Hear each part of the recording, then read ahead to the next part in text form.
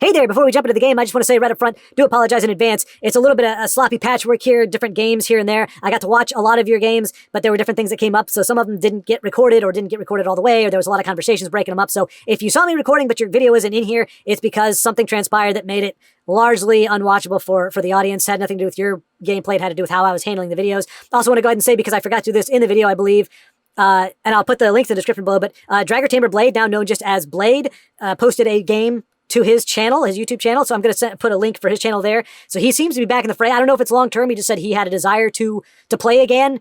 And apparently he got some good feedback from his viewers. So we may be able to see him play. So if you want to check out his channel, like, subscribe, all that good stuff, and then maybe encourage him, say, hey, we'd love to see more of this. He played TESL back in the day, had an experience much similar to mine. You know, I can't really chalk it up to anything else, but you had your Justin Larsons and your Charmers.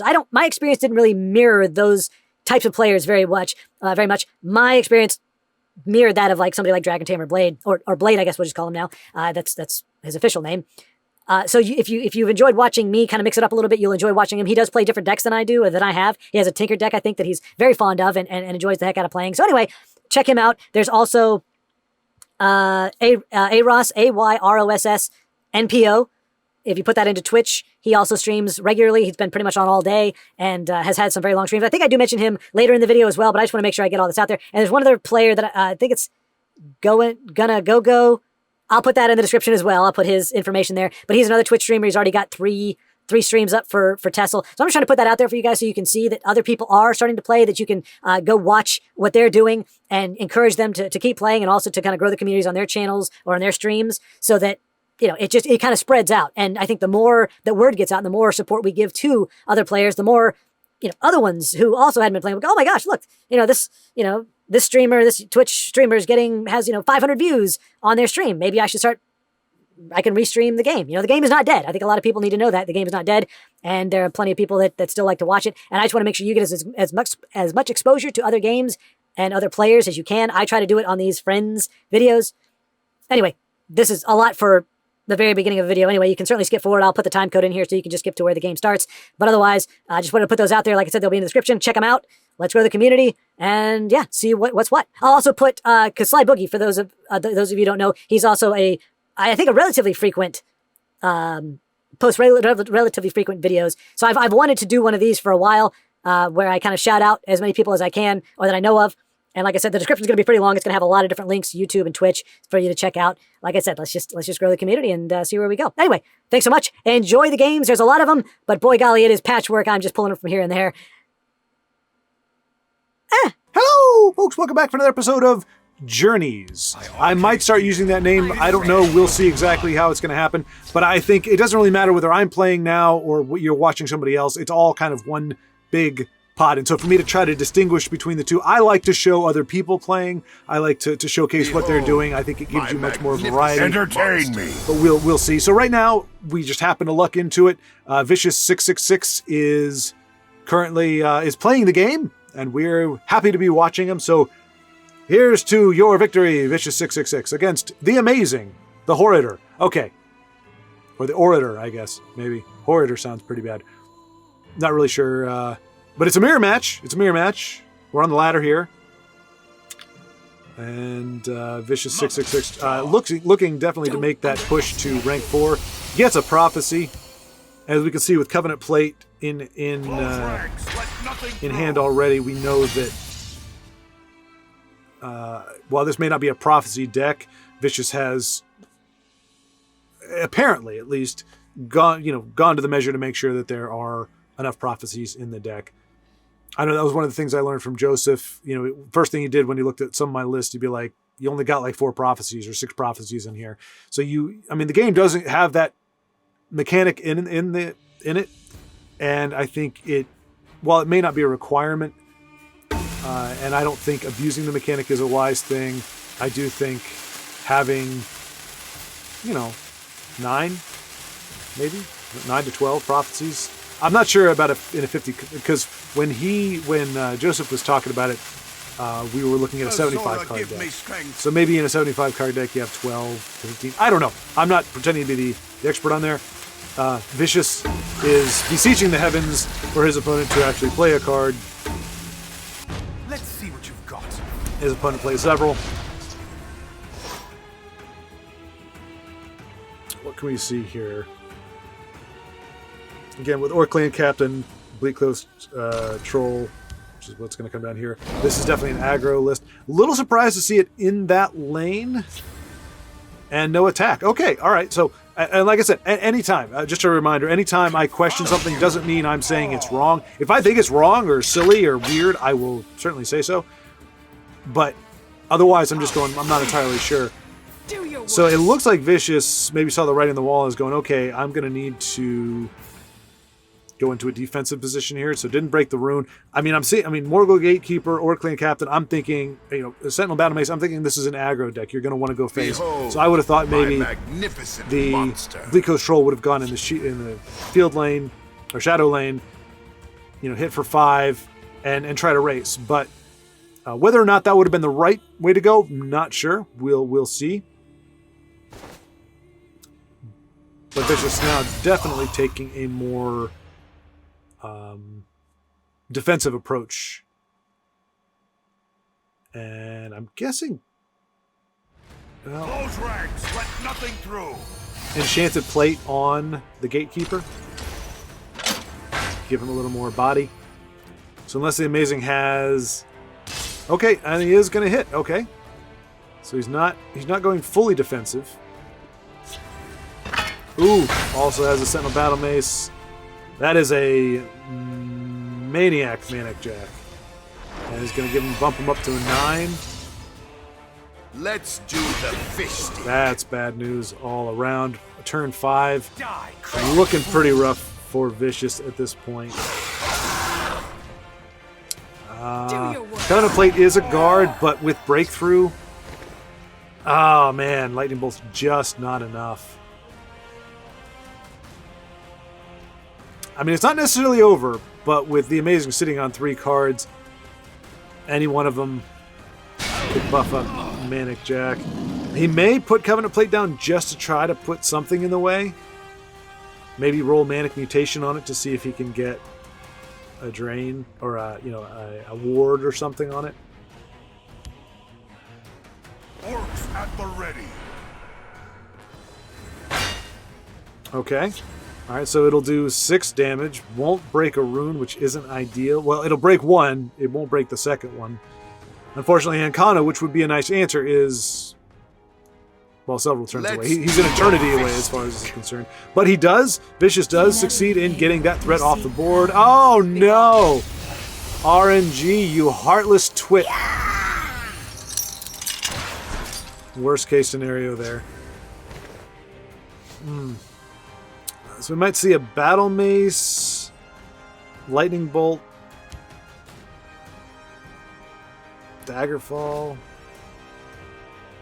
I mean, he does have a turn. I mean, she's shackled, but she's not a threat at the moment unless the Amazing silences it. Okay, decides to get it off the board. I think that's a wise move. You never know what shenanigans there could be. Greystone Ravager. So yeah, we do see a healthy amount of prophecies, I think, in this deck. And I do think it's meant to be contest. An aggressively aligned. And hey, I mean, Lightning Bolt is the only way to address anything right now in the Shadow Lane. He can hope to roll Manic Mutation on the Harpy and get a drain out of it.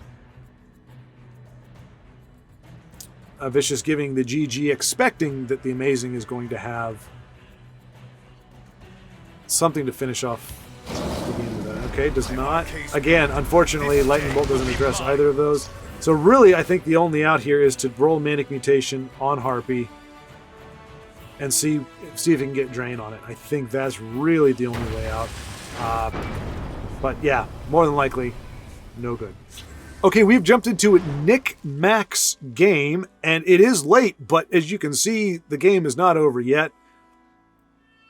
And I just saw the 15-15 Magicka. I'm like, hey, let's take a look and see what's going on here. I would say Nick Mack decidedly has the upper hand. Yeah, and it's pretty bad if Resurrect brings back this guy. I mean, he's North Point Captain. I had to look at his name because he's never around anywhere. So, hey, at least we're seeing something a little bit different. This looks like a casual match. I just saw that Nick Mack was in the middle of the game. I didn't really see what kind of game it was. So we could see an execute.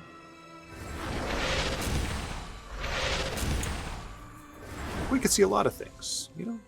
Just never know.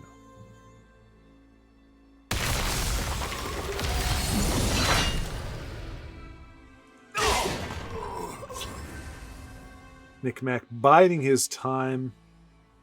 Chimera, spirit of the sky. Okay, guide us. so the 1-4. Wow, that's kind of a kind of a punish there. The Wraith being able to give Pollux, We'll hold, no matter no what. Pollux, 2 more cards, and Nick Mack saying no, looking to close the game out. Going to see a Call Dragon come down most assuredly. Just kidding. Nick Mack faking me out, doing a little bit of the juking. Not saying it's right or wrong. Wow. And Pollux just drawing into a ton of removal. Don't know that it'll be enough, though. Tiny Dargan will be able to wreak havoc on that lane. All right. It's a great, one of the better dragons to get, considering he has over 31 health. Obviously, it's going to go to 30 exactly with this mighty... I am sworn to protect you. Mighty North Point, whatever. Scrimp. He's a scrimp. He's a little guy. For the glory of Akatosh. Unfortunately, that Divine Fervor is actually keeping a lot of cards on the board that otherwise wouldn't be there.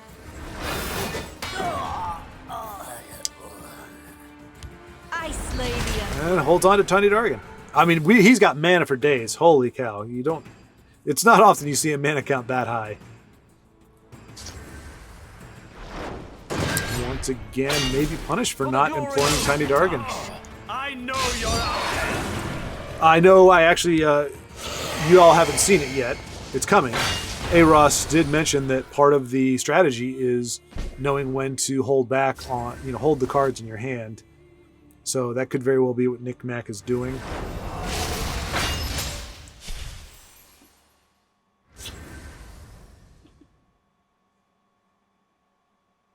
The skinny faded Wraith, who's now getting buffed. I mean, this is a trend. And for the brief time we've watched this game, it has been a trend.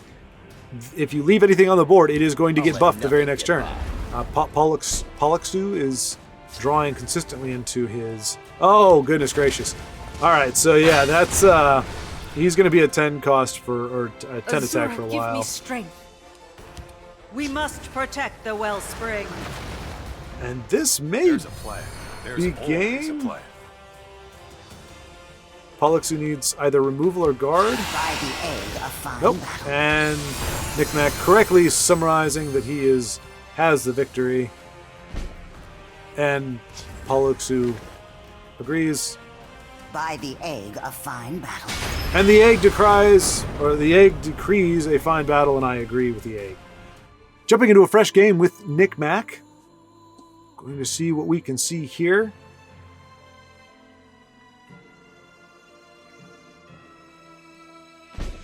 Up against Gabbo 1990. I believe it's Gabbo. Gabbo. The hissed gel. Mudcrab Merchant always makes me nervous because Mudcrab Merchant typically, and I'm not trying to transpose any value one way or the other on it, but typically I see Mudcrab Merchants on, I guess you would say, higher end players. I don't run it, really. I don't, because I don't like RNG. I'm not a big fan of basing or hoping that what my deck is going to do is RNG, but I do see a lot of high end players playing it. I know it was very popular for a very long time. I'm happy to see Aldo in here. It looks like we're looking at a dragon deck, and of course we do see the black dragon. I think the black dragon comes up in dragon decks for the same reason it comes up when I put a dragon deck together, because if you type in dragon, black dragon is going to appear, even though black dragon has very little to do with actual dragons. And by gum, one more time, I'm going to beseech you, Bethesda, or whoever is pulling the strings, please make the alternate art for the black dragon available. I think she looks fantastic in the alternate art. Anyway, that's neither here nor there. Caravan Enforcer, without any movement cards, he's going to be kind of gimpy. So So we may see Gabbo trade into that to be able to get as much value. Or might trade into the 5/5 because if Gabbo does not want to lose the 2/3, like all the 2/3s in his deck, he'll go ahead and sacrifice it here. That's kind of modus operandi. Yeah, it's better to die on your sword than to have the Black Dragon banish the remaining cards from your deck. Never a great day when you see Mundustone come down. Again, another RNG deal. Oh, hey, I was wrong. The Caravan Enforcer. The offensive. Ooh, is going to have to give his life. He did get buffed though before he went down. He did get 2 extra power, so he didn't go down as a meager 2/2. Unlike the Gatekeeper, Morgul. I was going to say mournful. Morgul Gatekeeper, who is probably going to die as a 2/2. Khajiit will find a way Oh, in. that is a fantastic mute target right there. It is no longer a fantastic mute target. The kitty is now playing a loot, and that is a great follow-up. I mean, barring, yeah, and that is a good play from Nick Mack as well, understanding that Gabbo is going to drain for at least 3, perhaps more, depending on if there's Swift Strike or any other tomfoolery in the deck. I will say, take a little time out to say this is great. We are seeing a Telvanni. I don't think I've ever seen Quinral Burglar in a Telvanni deck. So kudos to Gabbo for running something well outside the norm. We are in what I believe is a casual match. Whee! So that may be why we're seeing some uncommon things, but always fun to see. So as long as... This should help. Yeah. Okay, so it's probably going to mute the 7/7 so that the 4/4 stays as a 4/4, not a go down to a 3/4. Time to take the offensive. Unfortunately for Gabbo, Nick Mack is sitting on 2 mutes, which are great cards, but 1 mute alone is going to be enough. No, I take that back. Yeah. Ooh. Now those don't stack. But it was a good play anyway because, as we know, the 7/3 got muted, so the 7/7 is able to keep the Quinral in kind of in check. Meanwhile, Alduin getting ever closer to being playable. This is a fun little match here. If it wasn't for the Mundustone, it would be a fantastic match. But what can you do? Hey, and wow, and that's why. A 10/10 with guard should not have charge as well. That's just, it's ridiculous. But I think we will see the answer. Well, maybe not. Unfortunately, the Supreme Dragon is preventing Fel the Mighty from doing its thing. And that loot really doing its work there because a mute would be fantastic. We might see a Dawn's Break Ray. through their defenses. Or Spine of Elder?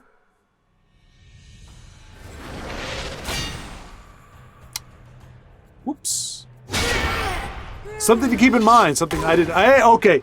That was either happy happenstance or that was a brilliant play on Nick Mack's part because I didn't even think about the fact that the Supreme Dragon's effect is something that can be silenced or that goes away once a creature is silenced. So he essentially silenced a creature into Fel the Mighty range, which was a brilliant play. So Nick Mack, congratulations. I'm going to just go ahead and assume that you big brain that. I'd like to think I would have. I'm probably going to have to play a few games here just to make sure that my brain isn't going into atrophy. But that was a brilliant play by Nick Mack. And we are going to see a mute most assuredly come down because Nick Mack is trying to close this game out. This has just been a lot of fun here. So maybe Crusaders Assault on top of the 1/2.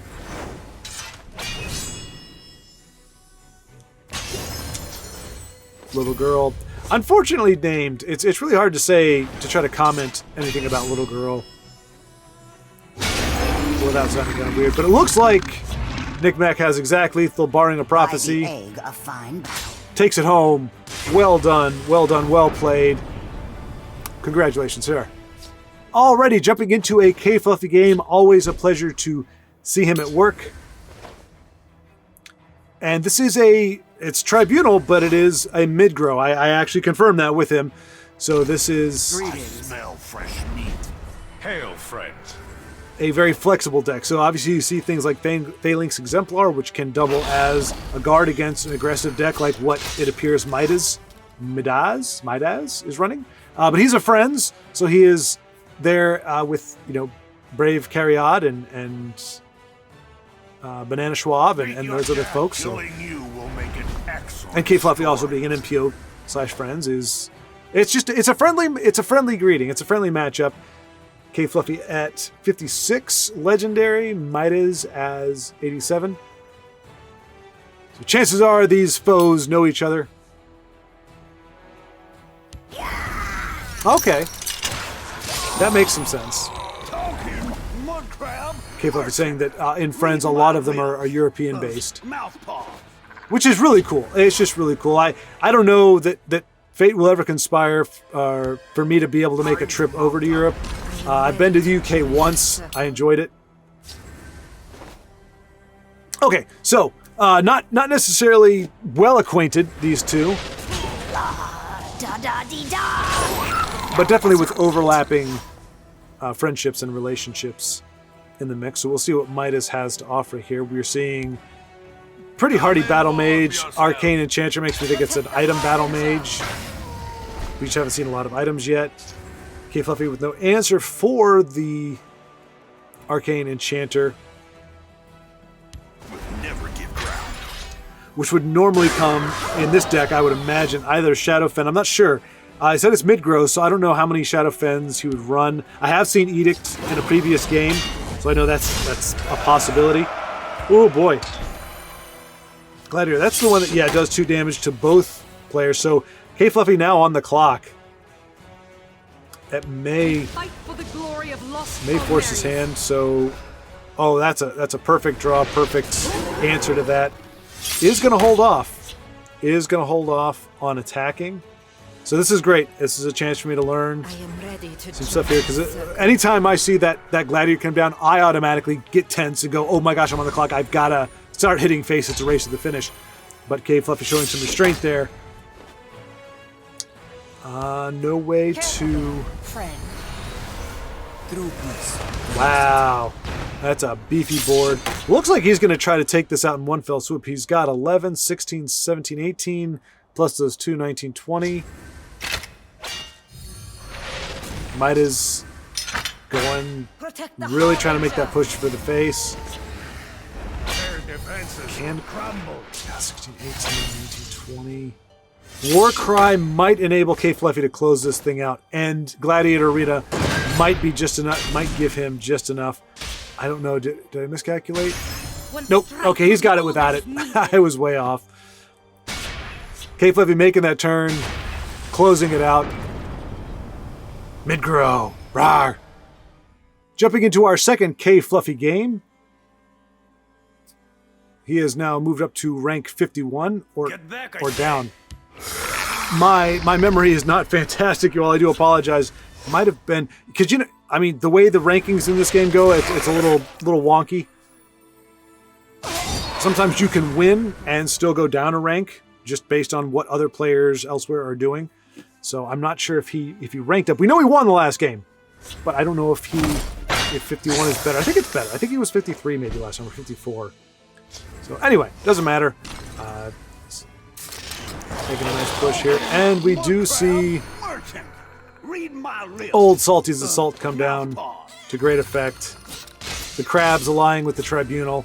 Not something you usually see. You think Tribunal, you think gods and the mighty, and then on the other hand, you have little crabs scurrying about the place.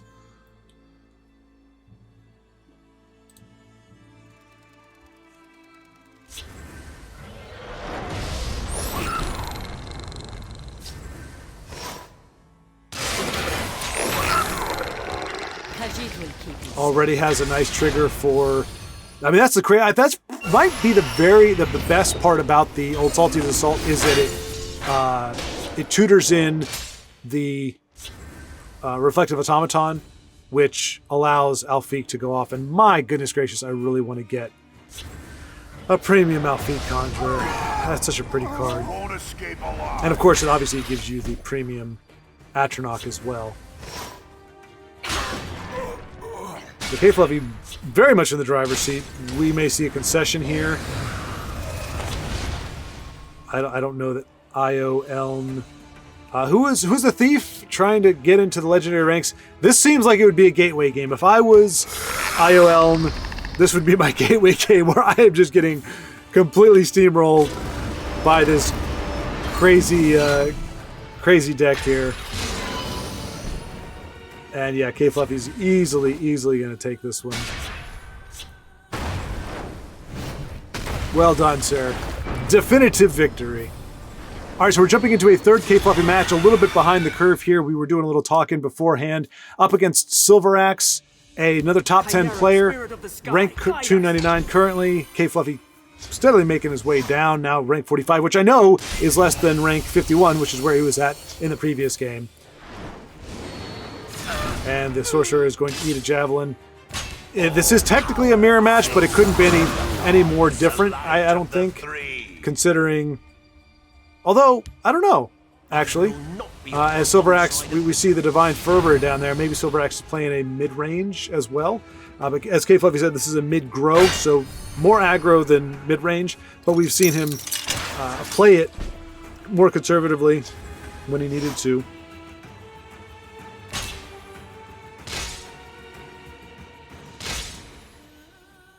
See, too soon for Ancano, but not too soon for Alfiq, and actually makes a sacrifice in order to keep the Alfiq in the feeling. Very interesting. Very interesting. I mean, Immolating Blast would leave the 7-5 alive, but that's not what we're going to see here. It looks like K Fluffy is going to be able to close it out next turn. Whoa, whoa! Too much salt. Too many salties assaults. You do not want to see those in hand. Luckily, K Fluffy pretty much at the tail end of this game.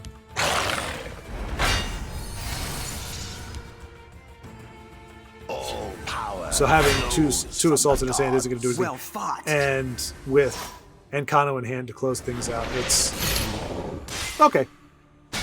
A smarter play than I was thinking. Same result.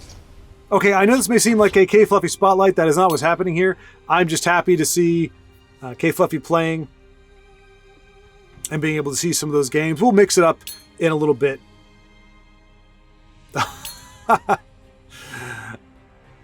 I was just, as I've told you all many times, I try to keep the game board as clear as possible when I'm recording because I want you to be able to see as much. So if I'm having a conversation, it blacks out the screen, so you really can't see what's going on. So I was just letting K Fluffy know, and he's playing on a laptop right now, which is enabling him to communicate a lot faster versus the phone, which is a much, as any of you know, it's much harder to communicate on that. Now, you all don't know it, but we're seeing a little bit of a preview. Moon Protoss, which I always said 8 Moon Protoss 8, but I think the 8s are just there as brackets, plays against Eros in the spotlight that you'll see on Wednesday. So we're getting a bit of, I think it plays them twice. So we get a little bit of a preview here. A little backwards in how I record and show videos. Care to make a friendly wager? I don't remember if Moon Protoss was running this particular deck. I didn't say that. It's not that it matters. 2 completely different videos, probably playing a different deck, but rank 27. So obviously this is going to be, we can expect this to be a pretty darn good match. Obviously Moon has it. Oh, and we see Cadwell come down. The beefy 3/5 that can do damage to his own face. My thanks is yours. Speak, citizen. Alright, so cordial exchange of emotes. Fortune favor me. A little beseeching there from Moon. So Cadwell has not attacked. I don't even know what that looks like. I've only played him like once or twice, and both times he did not ever attack my face. So I haven't seen what that animation looks like or how that goes down. But we are going to see, obviously, the rune breaks to buff up his counterpart, the cowardly Cadwell, who is currently playing his mandolin. I don't know if that's a mandolin or not. Mandolins, I think, are smaller. I'm not sure what that is. Mandolins are like small guitars, if I recall correctly. Regardless, we're in the thick of things here. Fingers of the Mountain coming down, clearing up the board a little bit. Still leaves 6 on board, so K-Fluffy probably going down to 16, but has eliminated the other Cadwell, which gets bigger every time a rune is broken, so it doesn't have to worry about an exponential increase. Moon deciding to trade instead of push more damage. And is Cadwell going to get... He is not going to get Wabbajack. That's always a nerve-wracking thing, though. Now, K-Fluffy, any card he plays, any good card he plays, he has to worry about it getting Wabbajacked. It's like a High King Emmerich would certainly be a Wabbajack target. Alfie Conjurer. I think he's trying to get the Reflective Automaton into the graveyard, which he succeeds in doing. So that was a nice bait there. So Alfie Conjurer will come out, spawn out the 7/5, which will most certainly require a bit of attention from Wabbajack. Prepare to die. All right. Yeah, there is not a lot of love in general, I don't think, for the workshop. And that may have been said in jest. Okay, so not the. This should help you. There we go. K-Fluffy playing around the potential automaton, which always seems to come up. I don't think there's ever a game where once you see a workshop drop, you almost never see that happen and fail to see the automaton come down. So even though the Wabbajack makes things a little bit messier, definitely a better play to get that out of the way, to get the workshop out of the way. And we would have seen right there, that would have been a huge buff on the 4/4 had K-Fluffy not axed the workshop. Cloudrest, great for board, but boy, you really want to see that effect on turn. It's going to require a trade. K-Fluffy in a bit of a tight spot here, it looks like. Let's see what he does with this. Right now there's only 4 on the board.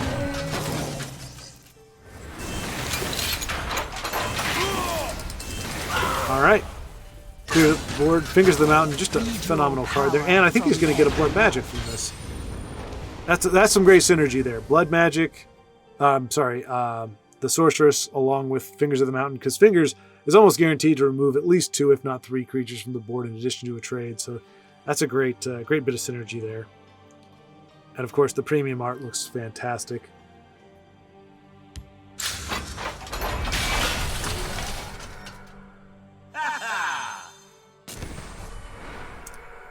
That is a beautiful Piercing Javelin target. We might see a Corpse Curse instead, but I'm guessing it's going to be more of a... Khajiit will keep you safe.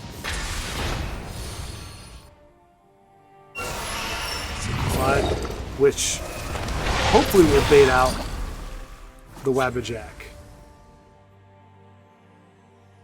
But Moon may choose to use that on one of his cards to try to get some more value out of it.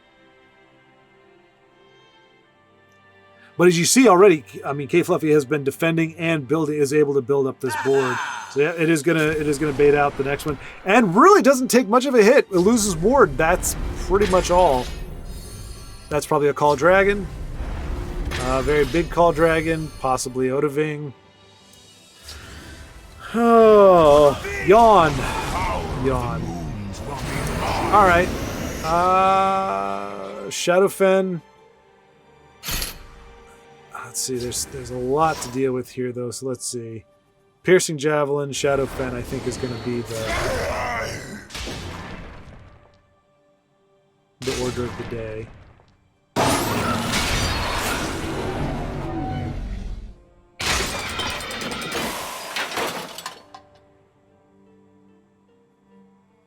Could be wrong. Khajiit will keep Okay, us safe. I am incorrect. Once again, it would not be a video if I was not proven to be incorrect in that. I think he's just banking on the fact that Moon doesn't have any other dragons in his deck, which is probably accurate. So I may have been wrong. Oh my gosh! Moon just bringing out all the stanky RNG. Help me RNG supports. Not a fan. Not a big fan myself, but.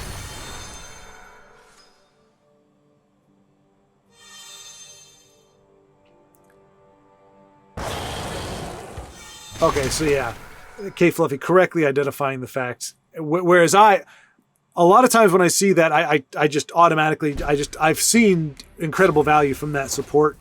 So my reflex is to get rid of it. But K Fluffy correctly identifying the fact that Moon is not running a ton of dragons. Call Dragon is I mean, let's face it, it's kind of like New Era. It's kind of a fallback card. It's like, oh, I want, RNG help me out here. It's not played in a actual dragon deck. So we might see, we might see the Shadowfen take out the Mundus, because that can really just hose you over. The other option, High King Emmerich only does 2 damage. There's nothing else with the guard there. We might see him. Okay, he is gonna. No. Okay, he's gonna leave Mundus up there, seeing. My paws are quicker than your arrows. More of a threat, but he's and with that drain life, that sorceress really putting in some good work. Might be able to. He's probably looking for lethal next turn. 8, 11, 14, 19. Oh, easily has lethal next turn, and Moon doing the calculations as well.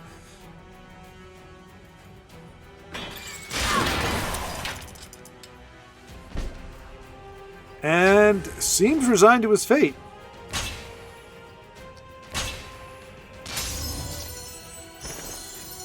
Once again, we see 2 Old Salty's Assault in hand.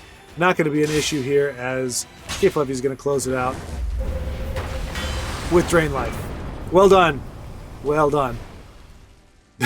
All right, so hey, Ross. Didn't mulligan on to open things up, so. Not the optimal hands moving in. You bet on the wrong side. We will see how he fares. This looks like, well, it's a. My friend. All right. Oh, so let me go ahead and push the not push this, but we'll let you know. So Aros NPO. If you take out the dot, that is his name in Twitch. Highly recommend that you check him out there. Give him a follow or oh boy. Gosh, that's ugly. I was chattering about. You bet on the wrong side. But yeah, so check him out on Twitch. Follow, subscribe if you can. Aros NPO, one of the few people still playing. There's one other player that I will put his name in the description along with Aros. Well, let's see if we can I can't remember his name off the top of my head now, but Denise pointed him out to me. So there's another player playing TESL on Twitch. So I just want to direct you all to that. That it's wrong side. An unfortunate mistake. Fingers of the Mountain is going to just do fantastic stuff here. Probably see Corner Club, or no. Yeah, Corner Club, and then the rest on the 5 for Reflective Automaton. And then, of course, for those of you who don't know, Dragon Tamer Blade, or as he is known now as... Okay, chooses to leave the 5/4 on the board, a singular target. Also the Dwemer, boy. Oh, perfect. Perfect response, perfect. That was a very pivotal. We must protect our stronghold. And the douche. My The douche pulses coming are down quicker than your eyes. on point, as we come to expect from him there. But yeah, that was a huge prophecy. Huge prophecy. And I don't know why. I don't know why, but I am not surprised. I am not surprised at all that he has got the other halls. That is just not a surprise, unfortunately. Forked Bolt, nice pickup in conjunction with Breton Conjurer. And Macy Cunning Ally come down. Try to hopefully be able to pull a Lightning Bolt. Firebolt. Let's shed some She does. light on the Successful problem. trigger there. I'm guessing this is a very blue heavy list. Okay. Don't really have to guess. It's obviously a very blue heavy list. So, oh boy. We need another douche.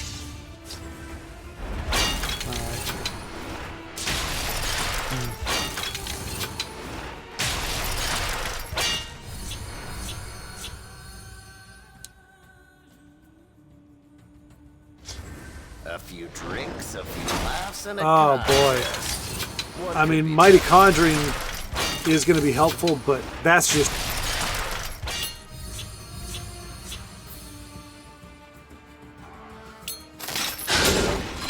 Alright, so Eros. I'm trying to see... He said we're looking juicy.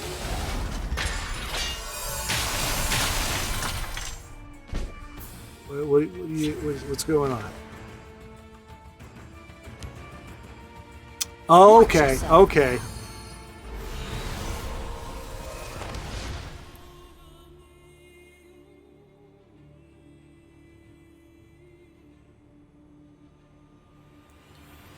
See a Mighty Conjuring coming down in the right lane, or the shadow lane, more than likely. Oh, so you used he's going to use the 3/3 to kill the 6/3, I guess, and then trade with. I think he's trying to decide whether or not he wants 2 guards in the shadow lane or guard in the right lane. Okay, no, he's not going to use Mighty Conjuring at all. So I am once again proven it correct. I mean, but it's great for me because that just means I've got so much more to learn. So he does get the guard in the shadow lane, which is perfect. But also manages to heal. And he's going to be able to Ward Crafter the Breton Conjurer next turn if Moon decides to... Oh, no. Nobody's going to go... Well, he's going to... No. They say might not want An to unfortunate mistake. tip his hand. Although he might be thinking about Ward Crafting the 5/5 just to make sure he's all right. But we'll see. Fear my wrath, friend. Okay. Yep. Does decide to ward up the 5/5. Little bit of exchange here, and Call Dragon again. Is that what we're gonna see here? Yeah. Cannot hide, mortal.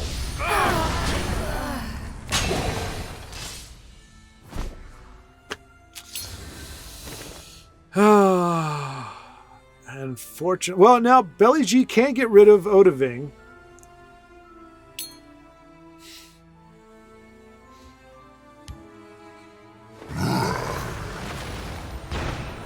Because Moon cannot play Odaving for another 2 turns.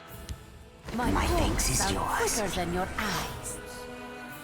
I mean, if Belly G can stand that we get to see Mighty Conjuring. No. Well, I mean, it still can do Mighty Conjuring, but it's buying Moon enough time for Odaving to come down next turn and wipe the board. Well, except for Mighty Conjuring. Care to make a friendly wager?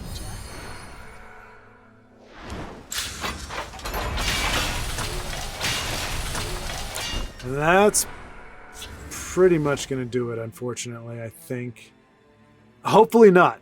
Hopefully Ross has something up his sleeve, but that's just such a wide board and just with no removal.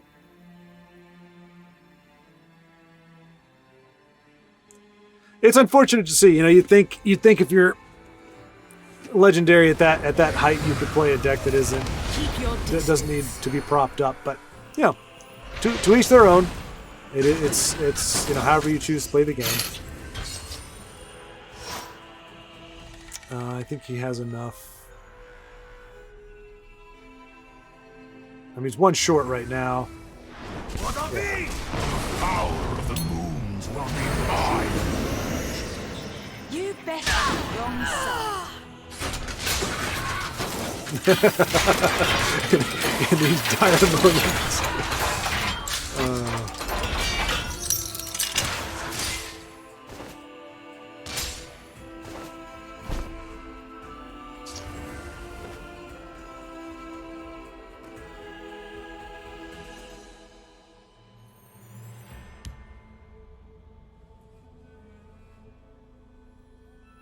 Let's shed some light on the problem.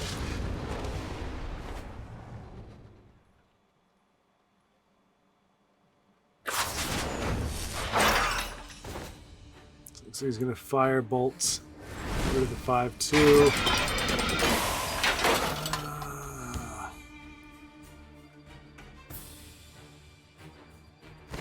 Yeah, there's really... Let's say if he had 8, he could play Alfiq and Wardcrafter, which still wouldn't get it done, unfortunately, even in the shadow lane there.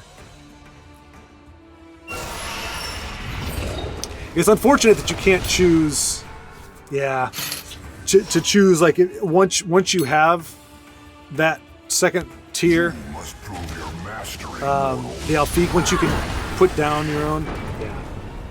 So we're gonna go ahead and do one more AROS game here, just because I know the last one was what it was, you know. But hopefully we get to see a little bit more. This is gonna be. He's saying this might be a prime combo vid, which I'm hoping for that as well. We will see what shenanigans he can pull off here. Rank 15, I believe he said yesterday he was down at rank 2 for almost the whole day. So a fantastic display there that unfortunately I missed. I was trying not to show too many games just because I know we're going to have the spotlight on Wednesday, so I didn't want to overload too much. But yeah, 8 wins deep. Into 2, and this is Singleton. This is another Telvanni Singleton, and I pretty much played this. Didn't lose one for pretty much the whole day. So this deck can perform very well. I've got to get out of here. I don't want to die. Valo. Huh. Little repetition there. Valo. 355 legendary.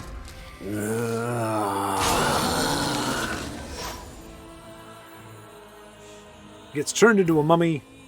The Craven Conscript gets turned into a mummy, which I guess is probably about the same thing. Like, I don't know if you'd rather be a Craven Conscript or a mummy. Obviously, Craven Conscript has more attack and more health, but you're Craven, you know, whereas if you're a mummy, you're just a mummy. Who knows? It's all in the past now. Forget it even happened.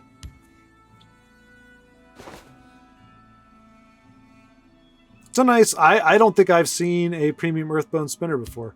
Just in play. else. Obviously, you can see one all the time in the collection section if you want to, but I don't think I've ever seen anybody craft one.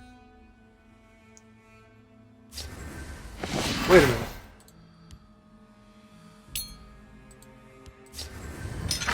Wait. To oblivion.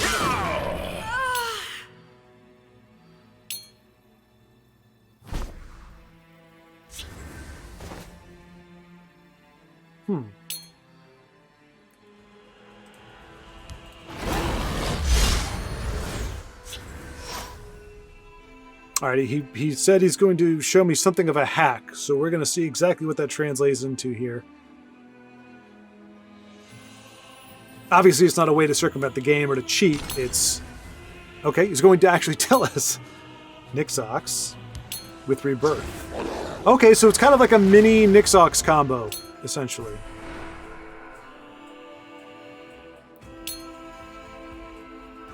Okay.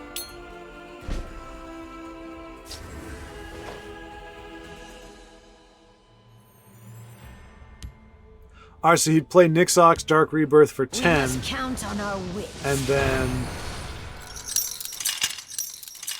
that, in theory, that gives him 12 total to work with, which would allow him to play a Elite Guardian or Siege of Strasbourg. He was able to tutor that out. I'm a big fan, and I know A-Ross is too. He is not a big fan of RNG. There's already enough RNG, and I've said this before. You've heard me say it before, but you'll hear him say it as well. There's more than enough RNG in the game in general without having to play cards that bank on it. So playing tutor cards are a great way to kind of have combos that you still kind of have control over. You're not just hoping to draw into them. You're actively involved. But Valo, I mean, I guess when you're running a mono red, that's when you're going to see more of those 9/1s that typically wouldn't get played. But you know, if you don't have the answer, you don't have the answer for them. They require a javelin just as much as anything else, or a lightning bolt, or whatever.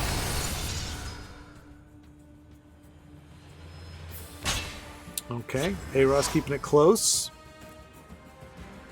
especially with that 6/3. He can pivot on a dime.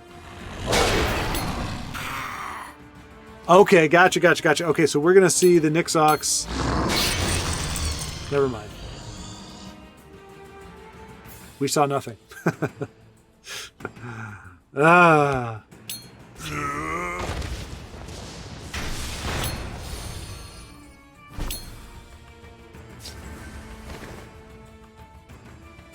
So we might see Dwarven Armaments on the Queen.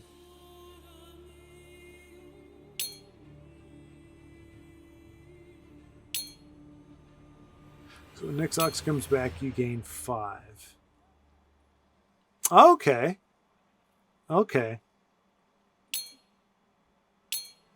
Wow. So yeah, it does work that way. So yeah, you can cast Siege on turn 6. That's a great combo there.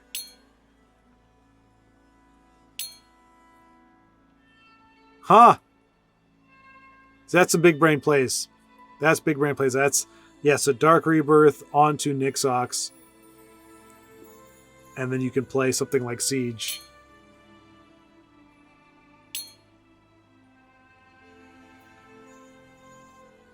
Incredibly effective. Incredibly effective. Wow. So there you go. That's a tip for you all. That's something you can pull off.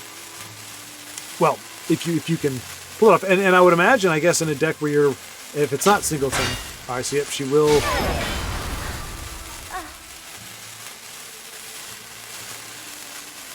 Make that trade. Puts A-Ross in a great position here.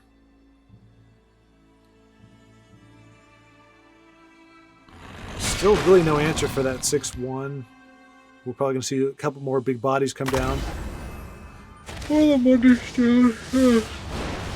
I beseech the gods. It's pretty much every time. They're coming to get me. I know it.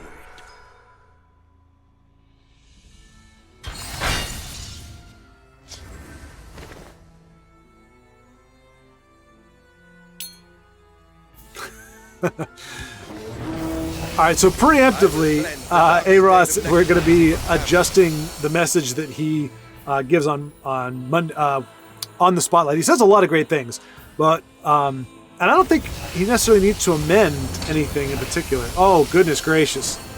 That's pretty much game over, I think. Pretty much game over.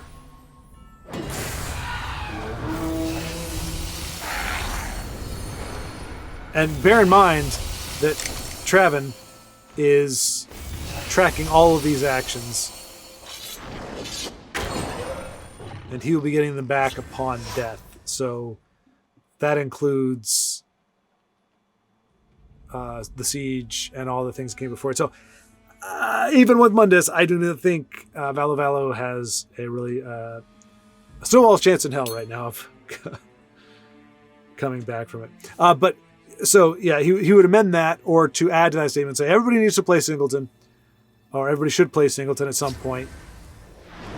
Mushroom Tower going down. Did not see that coming, personally. I would have thought the douche would have been a more apropos inclusion for support removal, but Valo is a 355, and I am still at rank 2, so. Midas gives him Drain, which will help. So he's going to silence. Silences the 8-8. Which I guess makes sense. I would have thought maybe Traven because of what he's capable of. Especially if you have, well, yeah. But yeah, the game's pretty much over. I mean, he's got a Elid Guardian. I mean, this game is over. Aros can choose many different ways to go from here in order to close it out, but he's got the game. But yeah, so to play Singleton, partially for fun, but also I think it's a great discipline to be able to learn how to make use of one-ofs if you don't have the consistency. What other things can you do with it? But then also just to treat people right when you're playing. But that is a message that he hammers home in the spotlight as well. I'm going to have to invest in a new stool. I cannot sit in this thing for more than how long we've been going. Let nothing through. I don't want to lose the sound. Probably an hour and a half, maybe tops at this point. And I am in a great deal of discomfort. I will cleanse the dark stain of necromancy from Carrion. Wow. Okay, so this is great. I've never seen Travis go off before. All right, so that was the only one. Well, those two are the only ones. So he pretty much stores up the actions. The victory is yours. And Valo, seeing the writing on the wall. Well done, Aros. We got to see some good stuff there. And here we go with Vincenzo. I like the name. I like it a lot. Vincenzo. Where have I heard that before? Oh, I think. Have you anybody ever seen a Gallivant? It was an ABC, so it was through Disney, but we're talking like 2016, 2015, something like that. And Vincenzo, I believe, was the name of the chef on that show. Fantastic. I highly recommend it. It's a musical, if you can believe it. Hilarious, well-written. One or two kind of meh episodes, I think, out of a 2-season run, but fantastic otherwise. But let's focus on what we got here. We've got Vincenzo told me this is a prototype Dagoth deck that he's given testing it out. So it's maybe not refined, but it is. So it's in process. Must I do everything myself? And it will certainly be put to the test against looks to be a kind of straightforward Telvanni deck. And he is just going straight for face, which is ideal if you're just going aggro. I'm always concerned about Cruel Fire Balloon in conjunction with the Cat's Paw. That always makes me a little nervous. We'll probably see a Ring Out and Hand to Dagoth here. Oof. That's not the worst. Not the worst. You've definitely got bigger fish to fry with that. And even if it tries to use a Cruel Fire Bloom, if Nyo 33 tries to use a Cruel Fire Bloom, runs the risk of just having a complete dud. I learn quickly. We'll get one card off of that, so not a complete loss. Telvanni Cat's Paw is really a good card. I just get tired of seeing her. Well, let's see if we can find something Can't be helped, useful. though. So probably Shrieking Harpy. Just kidding. Dagger over Harpy. Screw you, Harpy. We don't need you. Interesting to see the Haunted Spirit in what looked to be a control deck. Now, granted, Neo is rank 1, so Lightning Bolt or another Viper. Vipers are plenty. And now we know that they're in the queue for, what's his face? Necromancer. So the 5/3 is in danger of a Necromancer into a Noodle, or perhaps another Danger Noodle. Rise, my. I am amazing! I am so amazing! I do not delight in seeing that, but... And that's the kind of, that's where I'm like... There need, play something different. If you can call it that regularly, just be like, whatever. It doesn't take a genius to do that. I'm not saying I'm something amazing, but it's just, you hate to be right. You hate to be right. Hopefully Vincenzo can close it out here. I was going to say, you want to play in the shadow lane with, because you know that Dark Rebirth or something. Although again, with Ward, she's doing all right. All right, so it looks like we'll see Archer's Gambit, which will go for 3. Lightning Bolt just needs to be able to do one more.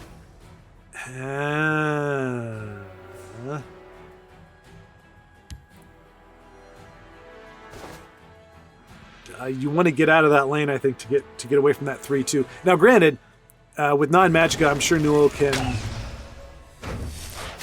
Yeah, this is what I would have done. Whether or not it's the right call or not, I don't know. Dune Ripper possibly coming down in the shadow lane. See, I think Neo is going to nuke his 3-2. I think he's going to put 2 cards down there. Maybe even a Necromancer to put a snake over in that lane. Oh, okay, no. I have no Okay, just as bad, if not worse. Okay, it's actually worse because the 3-2 is still on the board. And Vincenzo is going to be 1 short. Okay, make that. Pretty much worst case there. So, yeah. Kind of getting the raw end of the deal here. Wakened Dreamer. Not what you want to see at this point.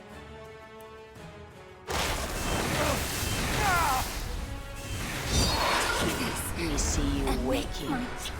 Okay, so keeps him online, which, again, a Dark Rebirth or a Night to Remember could really be problematic. It's going to get the 3-2. He does get a card from it, but another low tier. This is always the bummer when you're pushing control, or I mean, if you whatever you're playing, when you get to the point where you're pushing for those last few inches, really, and you start drawing these 2 drops, 1 or 2. Some of them are okay. Some of them can be helpful. Oh, razzle, dazzle. May not hit face.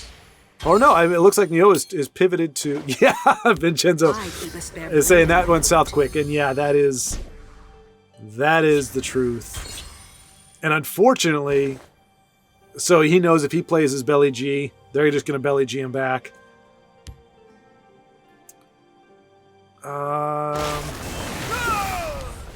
And now he's kind of in I keep a spare blade in my boot. Survival mode here. 11, 12, 13. Did I count that right? Yeah, 13, 14. With Belly G that could knock off the Dune Ripper.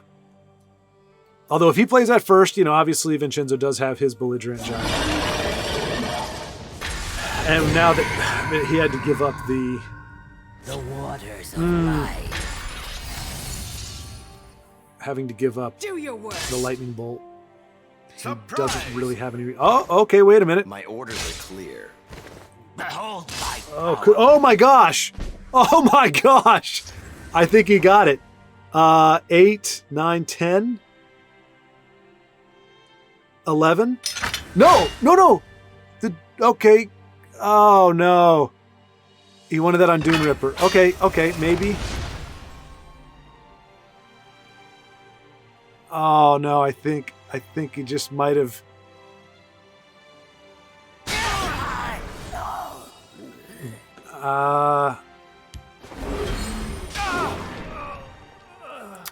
I think. By the egg, a fine battle. Oh. Did I miss something? I might have missed something. It has been an engagement.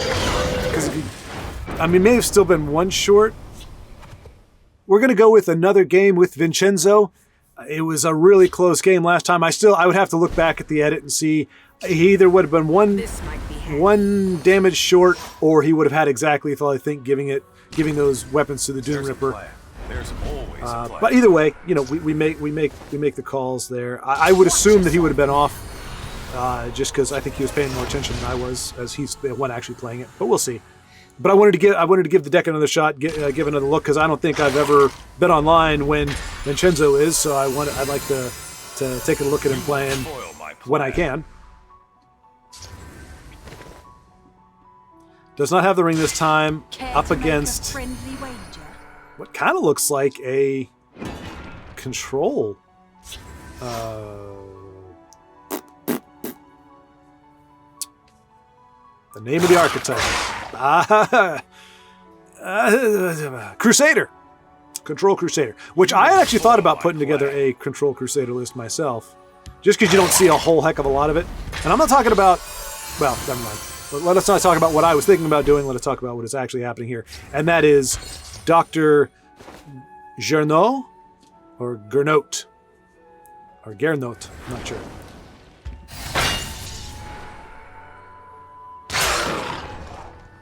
Doing his thing. The good doctor is in the legendary ranks, so I'm not sure if you never know if they get there with the deck they're playing or if he got there some other way, but is a doctor. At least the title says it. A doctor and a grand sapient. Speak, citizen. All right, so we're seeing a ton of prophecies here. Were the other ones prophecies? I don't think so. Oh wait, are they the 3/3? Are they prophecies? Waking and sleeping. I mean, we know she is, and we know he is. We know the Protector of the Innocent is. So if the next card that comes out as a prophecy, I will officially dub this. We must protect our Okay, nope, just the douche. The douche wishing the 5/1 did not have a ward. Oh. Now that Unstoppable Rage is there, I'm thinking Sentinel Reclaimer. I mean, I would like to see, you would like to do Ashlander. I'm just concerned that he's going to get removed before Rage can come down. He got 2 more turns. Okay, maybe a non-issue. To enjoy this. Okay, interesting list here. I don't know that I've seen, well, so is this support Crusader then? Okay. All right. If it is it's crazy. We did see quite a bit of prophecies there, but has not triggered 1 in 3 rune breaks. So the good doctor is either seething right now or is just like, all right, case her off.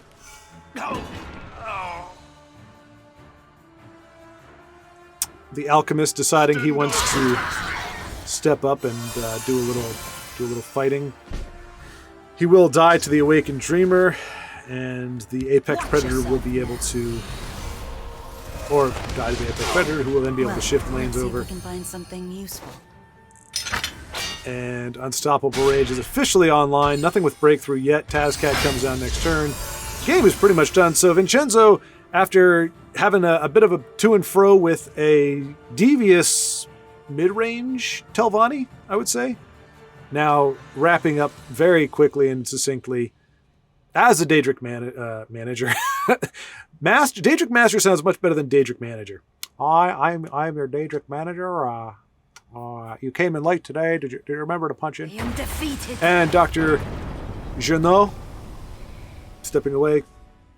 All right, so we're popping in here on Brave Carrion. This is a friendly game with Raxson. Doing both of them running transmogrified decks just for the fun, silly willingness of it all. And the 5/6 will survive. Irma Mora tests us. Time to fight. Talos. Gone! Nicely done. Let's do this. Attack. And right now, Brave does have the upper hand, but as we saw there, Raxson being able to play enough cards to trigger the Mage's Retreat. Mage's Guild Retreat. Cool. Don't see it very often.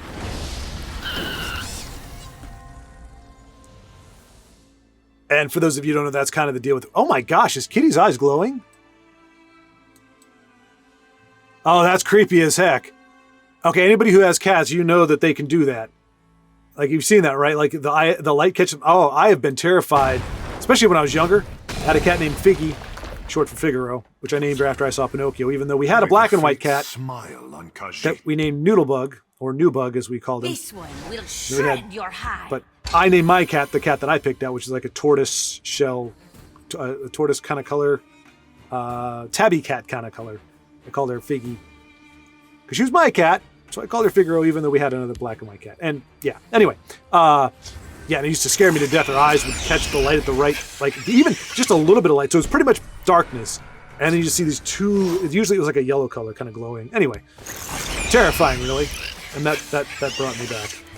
I do need to craft more skeevers. I only have one copy of skeevers, I believe. Anyway, so those of you who don't know, transmog, the goal here, you're running as few creatures as you can. You're trying to run actions that spawn creatures like the little rats and Mage's Guild Retreat. Anything that can generate bodies but not actually be a card because... Have you come to submit? Okay, Raxson made me a liar. I shake my fist at you, sir. I mean, they do run certain cards, I guess. But in general, you want to run as few physical cards as possible because you want to... Oh my goodness gracious, we're looking at a quite a swing here, possibly. All the cards, but no transmogrify. But pretty much you want to... Because you want your actual cards to be like your creature cards to be big ones, like your Odavings and your Alduin and things like that. Because Transmogrify will draw the top creature of your deck. And so you want to make sure that, for the most part, you have nothing but really high-end creatures for Transmog to get the value.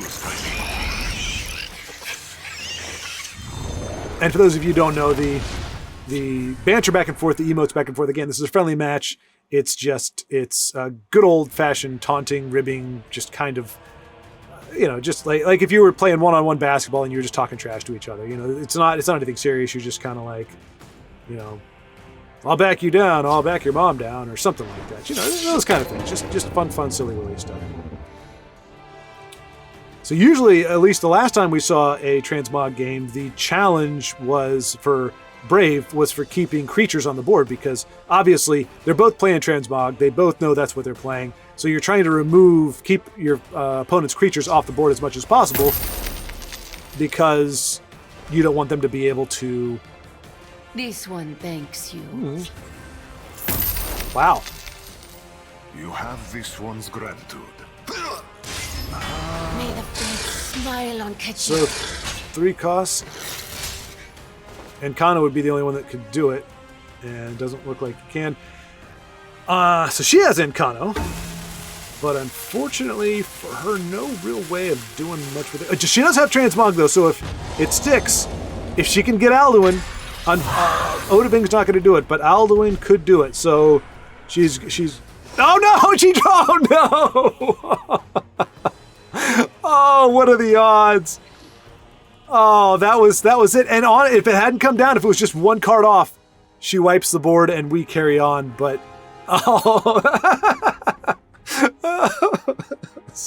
sorry, Brave. Oh my gosh. That is foul. Soldiers, report. So foul. So she is going to try Transmog, hoping to. I mean, Odaving is great. He's great. He's just not enough. Oh no! Wait! Firestorm. No, wait. Firestorm doesn't work. Never mind. It has to be 2 cost or less. Oh! I am dumb. I was smart, and then I got dumb, and then I got smart again. Well, no, I didn't get smart again. I got corrected in my stupidity. So she pulls it out despite and unfortunately Alduin's a dead card. Oh, nice!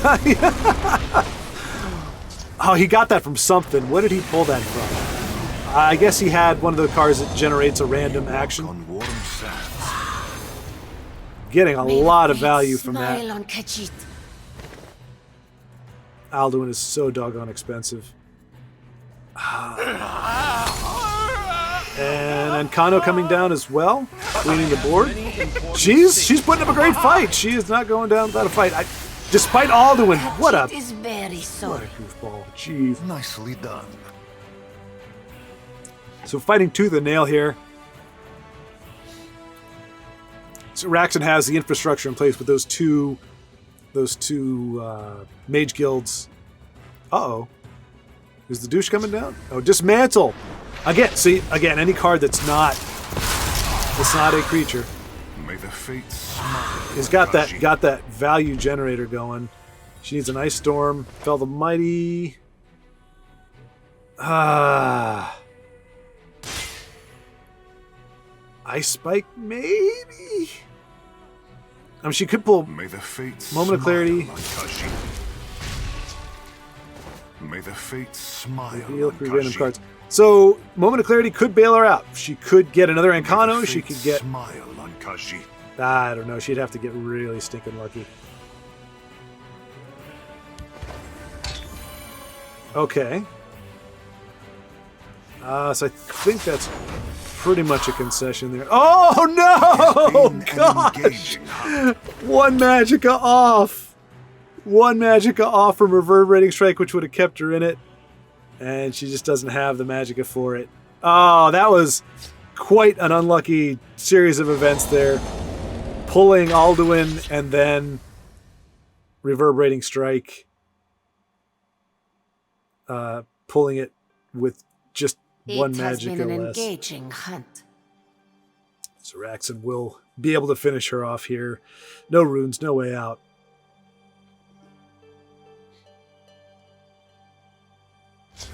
Another dismantle. Gosh, that's brutal.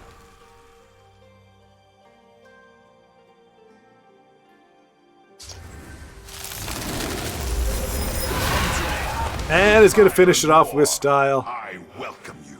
This one will shred your Have you any words? What a wacky affair. And here we go again. Brave Carrion friends. This time we're going to catch him at the very beginning. You have this one's gratitude. And there's some pleasantries This one will exchanged. shred your hide. No love lost between these two. It's a This no one holds thinks. barred battle to the death. My paws are quicker than your eyes.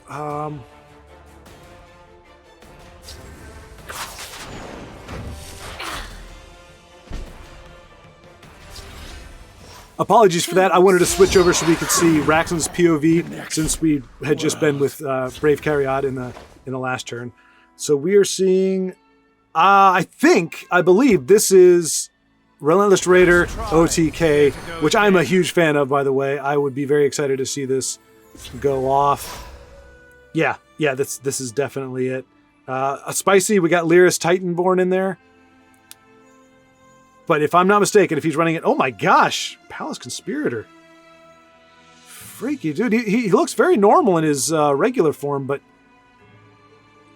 Conspiratorially... Yeah, he looks straight up demonic. Anyway, I don't want to get in the way of the actual game here. May the fates smile. So on Brave Kashi. running... Looks like with Defensive Bruma and the May the fates Breakthrough Kitty, smile nice on premium, Kachi. by the way. Kind of a mid-range, mid-grow, I guess, Tribunal deck.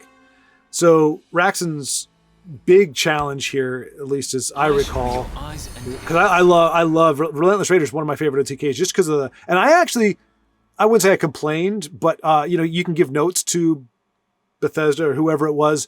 There was, when they made a transition, the Relentless Raider has it's two sound effects when she goes off. There's a shink, kind of sounds like a sword being unsheathed when she throws her thing, throws her, whatever those things are, the spitting blades. And then there's kind of like a chopping sound when it hits the face. For a brief time, that sound effect was missing. It was the shink, but it didn't do anything else.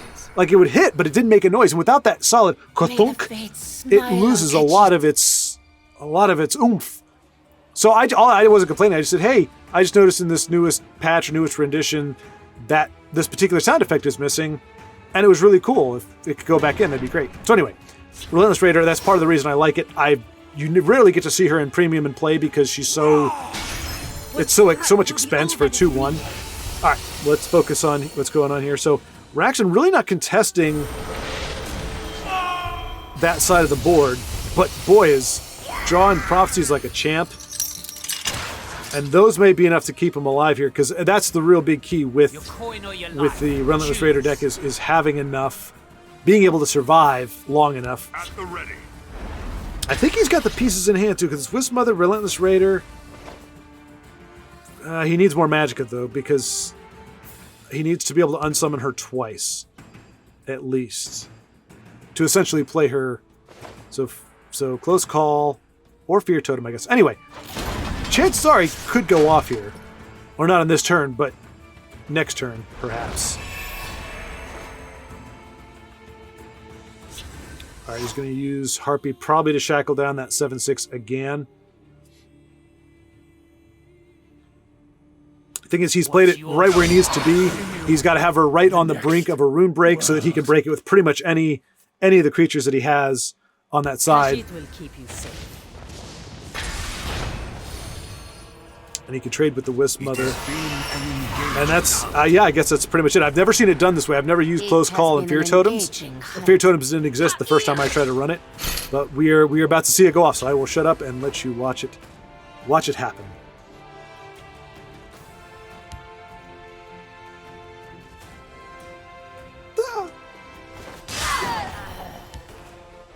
I have no fear of you, cowardly saber, hit bait weakling like you. So we're going to have to sacrifice one of the Palace Conspirators. I can take a hit bait weakling like you, cowardly skeever. What's at least 5? I can take a hit bait weakling like you, cowardly Or skeever. one more. Close Call. Wait. Yeah, Close Call will do it. Sorry. I can take a hit bait weakling like you, cowardly skeever. May the fates smile on Khajiit.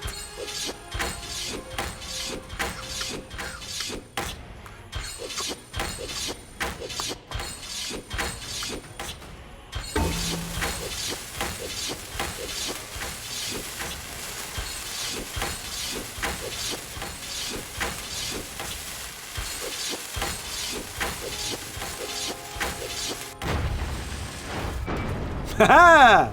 Greetings. Nobody breaks the law on my watch. I heard that Banana Schwaaard is in Fuego right now, and so we are queuing into one of his games to see what shenanigans are afoot, and to no one's surprise, dragons. Stop right there, criminal scum! Banana is the, I would call him the dragon maestro, the dragon meister, if you will. That is his jam, and so we will see how well it does against Kirai Mono, who is a top 10 player, top 100 currently, and seems to be running what I'm guessing via Camel and Treeminder is a New Era Empire deck. Most assuredly. We are seeing some nice premium alt art Sanctuary Pets from Banana. Building up a strong board. Probably knows he's on a timer. It gets a little harder with Empire having the ring, which means New Era can come down a turn earlier. So yeah, just a lot of pressure to try to get a lot of cards down. And Drez, it's good to see Drez. I like seeing Drez Tormentor. Not the spirit of the card. He's a cruel and heartless man, or dark elf. But I am a big fan of the effect of the card. If we could make it the, I don't know, the flare, I think that'd be so much cooler. But, all right, so and this is again, as we know, this is kind of New Era's thing is guard, drain, and remove until you can get to that point where New Era comes down. Because once you get to New Era territory, it becomes a risk for opponents to build up a deck, to build up a board, because it can get wiped out in a moment's notice. So unfortunately, we do see our Drez Flare or Tormentor getting the boot, because with Assassin's Ritual, Shrieking Harpy, it's pretty much a one-turn removal, or one unconditional removal for everything except wards, and aside from a few cards in Endurance that Kirai is probably not running. Probably. Ooh, first Rune Prophecy against... that's not great. Dragon is going to get mummified. Don't like to see a mummified dragon. That's unfortunate. And... interesting. I guess either one would have traded with Leaf Lurker. So perhaps not as interesting as I seem to indicate by my inflection. This is interesting. But usually you want to get rid of lethal, but in that case, both the 3-4 and the 2-1 both trade into Leaf Lurker, and the 3-4 obviously had one more attack. So now we are officially with the ring. We are in New Era range. Probably not going to see that on this kind of board. He's going to wait for Alduin to come down. Maybe Frost Scale can kind of coax it out of him, because he's going to do 4 damage and 1 damage to everybody else. Let none defile our temple. Oof. Yeah, Banana's definitely got his work cut out for him on this one. Oh, Drez. I wonder if he's running the mass freeze, the 5-cost Winter's Grasp. I wonder if he's running that. That would have been bonkers. Or it will be bonkers in like 3 turns if he's running it. But even then, with Frost Scale, with Assassin's Ritual, Frost Scale, and Drez, he'll be able to clear boards. But like I said, the problem is, and that's great. This is awesome. If this can go off, it's going to be a lot of fun. Unfortunately, I got the feeling that amidst those 6 cards that Kirai is holding on to, he's got a way to deal with Drez. Yep. So Banana played to his outs, trying to get that set up because, again, Frost Scale would have cleared the board easy. I shall end their blasphemy. Just can't get Drez to stick. Rise, my And another, I mean, that's 2 Necromancers. You know, it's never a feel-good moment when you see 2 out of 3, or particularly 3 out of 3 in a 3-attribute deck. It's like, what are the odds of that? All right, so we might see Sheer Point. Oh no, no. What am I thinking? Frost Scale is so much better. So might take out the 4-2 or the 3-3. All right, 3-3 does 1 damage to everything else. Leaves a very fiddly little board. Little Leaf Lurker astride his camel, packed with goodies. I can't imagine that's enough for a New Era, but it's probably enough for a Javelin, or because I don't think he's used that much removal. Mummify, he's used 2 of those, and a Piercing Javelin. Oh, there you go. Okay, thought it was worth the Dawn's Wrath. Probably not wrong. Does leaves removed for Alduin. A Leaf Lurker, a Leaf Lurker, and a Leaf Lurker? That would be pretty cool.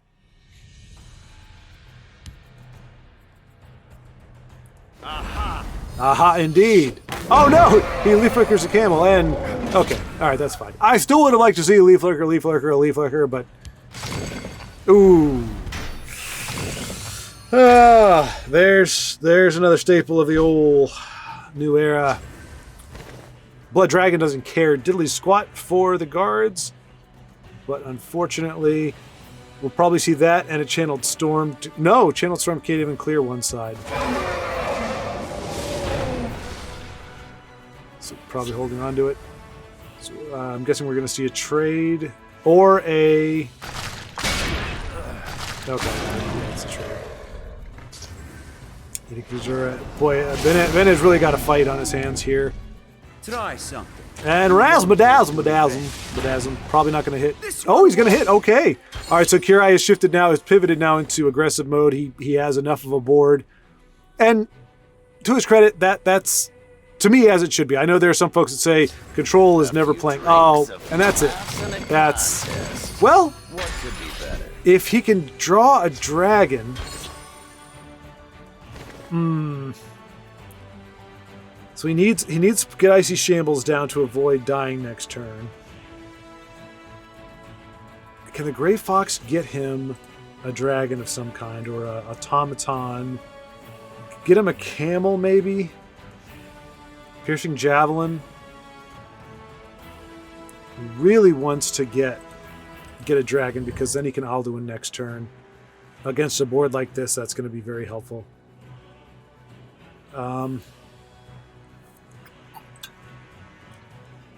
This is not an easy.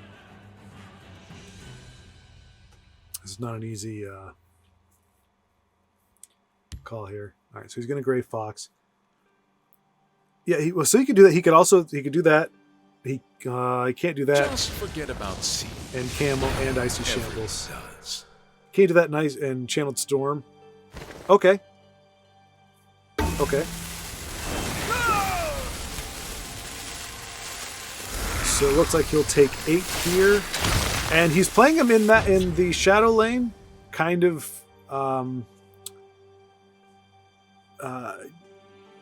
not tipping his hand to Kirai that he got Dawn's Wrath, because obviously you wouldn't expect Dawn's Wrath to be played. So that Mulamir, really not great. Not great against this particular board. Other than, because he can't kill anything. He only has 8 health, so he can't kill anything. That's probably, he has to hope that Kirai plays something that Mulamir can trade into. Because really, he really needs that Alduin down to 12. Just forget about Really needs it. But I mean, we're talking semantics here right now. Well, it's going to be close. It's going to be close. Oh, no. And that pretty much put the game out of reach. That put the game out of reach.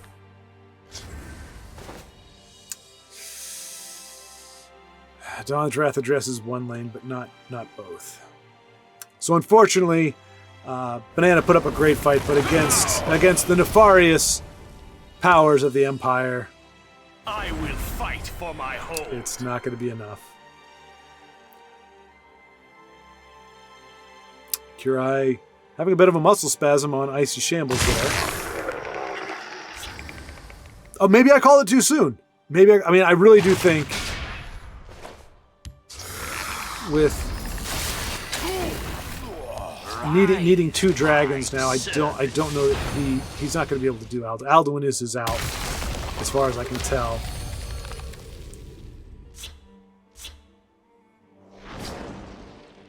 I'll try to draw their fire. Yeah, he just doesn't have the magic for it. So he can rapid shot. Mulamir can't kill himself though. That's okay. Oh man, 1 turn earlier. Oh no!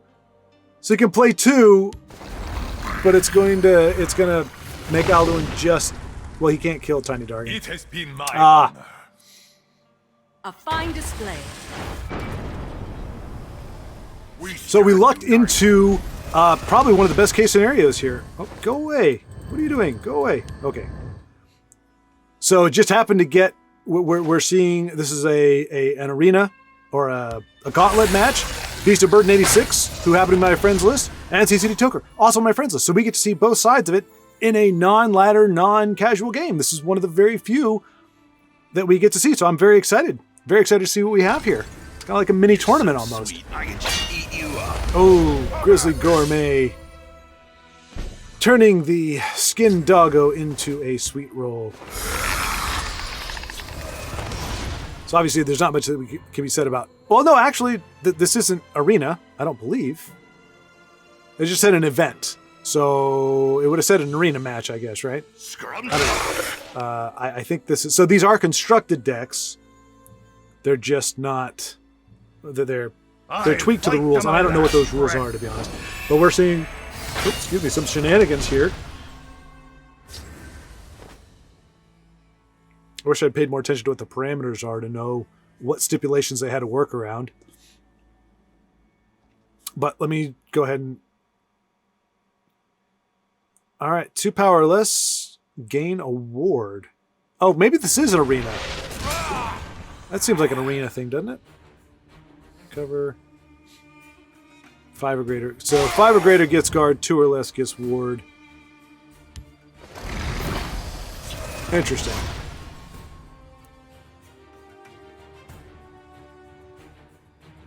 I guess when you're good, these games are awesome. Like me, I'm still trying to get the basics. I don't want these shenanigans. I'm like, I built a deck to be okay, but it's gonna like there's certain decks that are gonna be amazing. Like if you know, and often look, maybe this is what the gauntlet is. Like if you know what it is going in, you can then just build your deck accordingly. Now that has some anti-synergy. Wait, what? What? 2 power or less. He has more than 2 power. I guess maybe on summon. That's the key. He came down as a 2/2, got buffed to a 3/2. So he kind of gets the best of both worlds.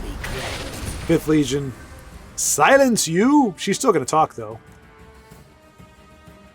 You fight like a child, she'll say, or something along those lines.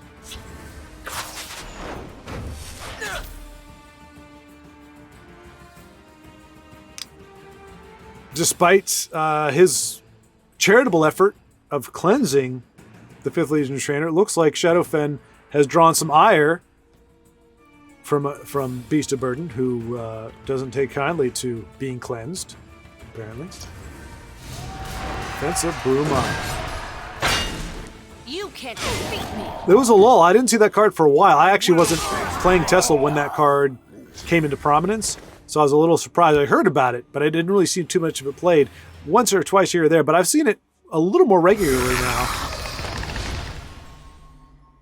Some say it's a little broken for what it gives you, the amount of stats that it gives you for the cost, but... You're so sweet, I could just eat you up. Another... Chef is, boy, he's getting a lot done. What's the Harpy? So, I mean, these two are really battling it out back and forth. You know, they're both kind of losing cards. Morag Tong, though, that's a great card for this particular game. Getting that ward, it pretty much demands a trade from either the 2/2 or the 2/1, and then the 2/3 to clean it up without dying. They missed their shot. Oh, I guess it has a ward. Never mind. Oh. You're so sweet. Oh my gosh! All three chefs. I mean, Sea City's magnificent army has been reduced to calories. Lots of high calories, and unfortunately, I don't think. You know, that there's any consideration for like actual health in this game. So eating sweet rolls is only going to benefit Beast of Burden's army there. Let nothing through. So they can kind of trade with impunity. Okay, and They missed. I don't. Shining Saint may come down. Yeah, no, well, what am I thinking? It shouldn't need to attack the sweet rolls. That is a great pickup. Penitus Oculatus is the answer for that, though, very easily. Steals the ward and the guard. For the Emperor. Leaving it as just a 5/6. But Beast is kind of reluctant to go face at this point, which is the wise The move. Oriole do not waste time chatting with mortals. And he goes down. Beast really just has the answers here and is probably going to start going face. Although Saisahan really going to cut the army down quite a bit. Quite a bit. He gets guard in the field lane or shadow lane. Won't get any perks in the field lane, but I think he wants to be able to contest what he wants to contest. And he wouldn't survive here. It would be one trade, and he's dead. Here, at least, he survives. He can trade both with the 3/2 and the 1/1 and take no damage. No damage. Well, that was until he got silenced. They missed their shot. So we really are in the final...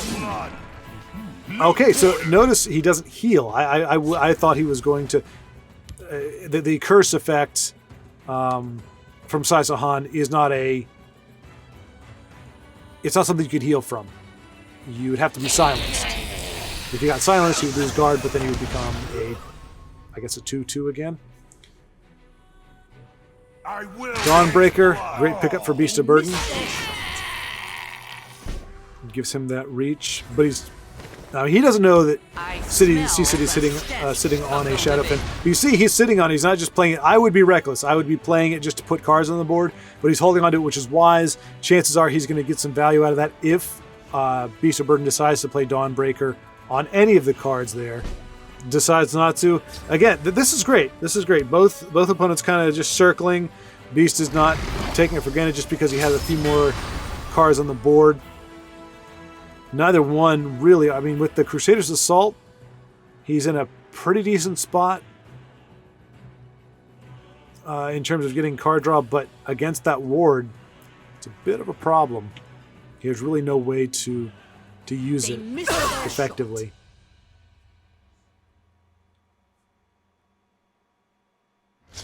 And Dawnbreaker goes down. That will be a Shadowfen target. Or maybe Shearpoint? No, I think it's going to be Shadowfen. No, I'm wrong. How dare you, C-City, making a liar of me? I wasn't committed to that.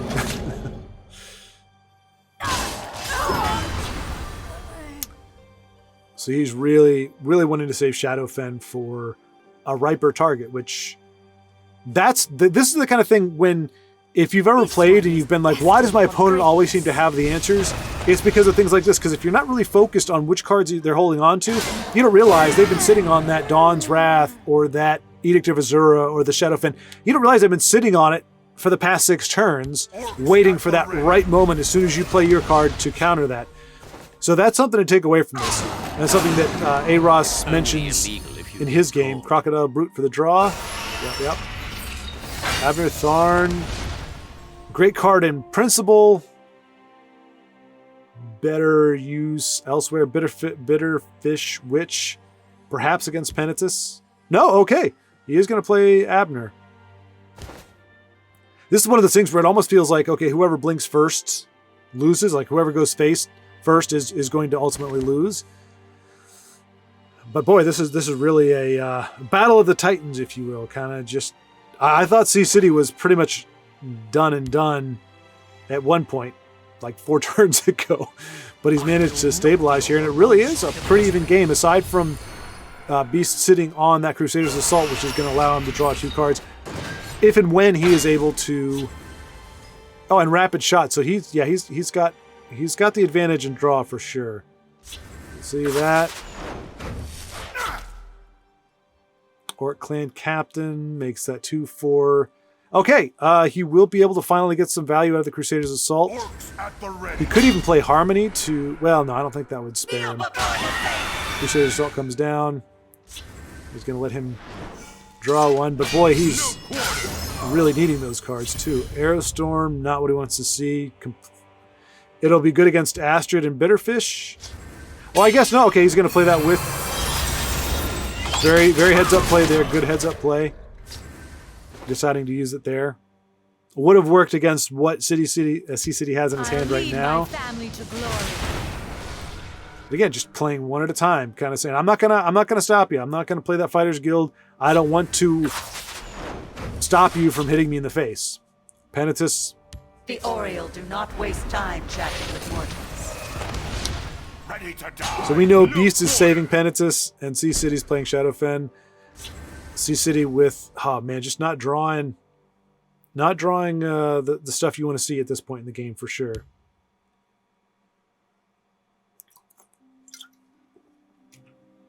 You really want to be seeing your late game. I don't know what his late game consists of, but I'm guessing 2 and 3 drops are not it.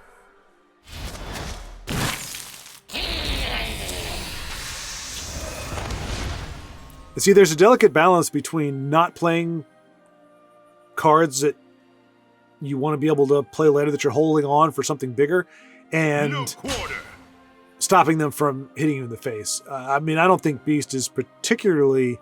Like, they're both really, they're just kind of circling right now. They're just kind of going around, you know, a little jab here, a little poke there, but neither one of them doesn't seem willing to go in. So this dance could go on for a while. I think it's really going to come down to who draws into their late game first.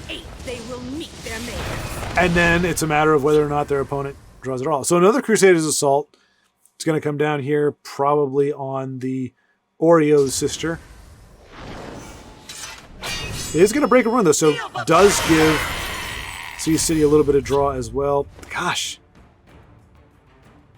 I mean, you need the 2s and 3s. You need those in your deck to round it out. Otherwise, you just get rushed down every time. But boy, you just kind of grind your teeth having to. And Halalu's Sharpshooter more than likely going to deny.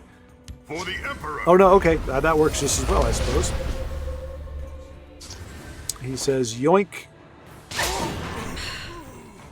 So So I would definitely say, I mean, they're both playing very well. I would say that the draw has overall favored Beast of Burden here in these past few turns. Just really giving. The stench of the living.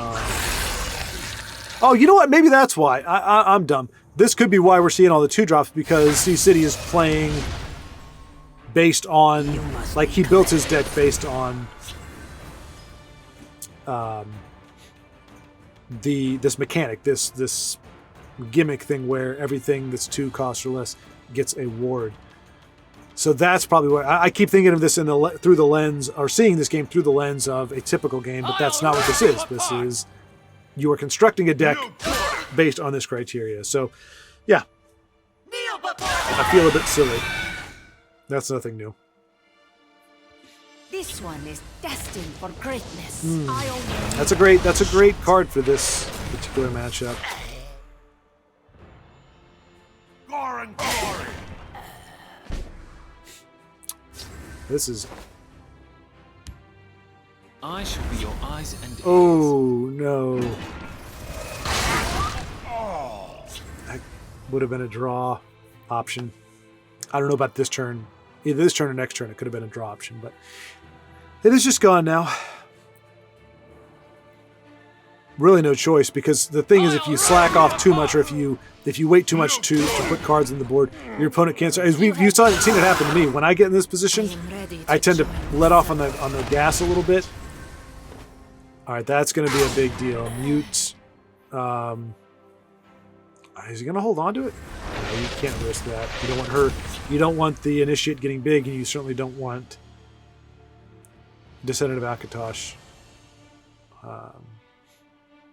Do not ignore Khajiit's Okay, see, warning. yep. Beast kind of holding back. Icy Shambles. Take out the initiate. Gets a ward. Powerful card to have. Looks great in premium. All shiny. Is this a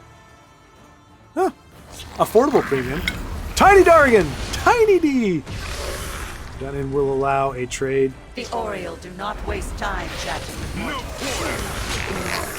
Khajiit's It's a petite lane, but it is a lane. Oh, Luzra. La-da-da-dee-da! No, that's not right. This game may go on for quite some time. I do find it interesting, though. Really just trying to see the dynamics. Obviously, C-City has one less rune to work with. I am ready to join. Beast may be willing to break it to make her a 4/3. He's weighing those options. Do I give him an extra card? Nope, not going to do it. Maybe he'll do it when he has more to... You know, if he can do 2, 3, 4, 5, 9 damage on one turn, get C-City down to 11 or 12. Maybe he would have been willing. Probably not going to do it here, though. It really stinks because you get this far into a game, you don't want to punt it. Oh, and he decides to break that rune. Oh, and Debilitate is going to be huge. Does not work well with Grim Champion, though.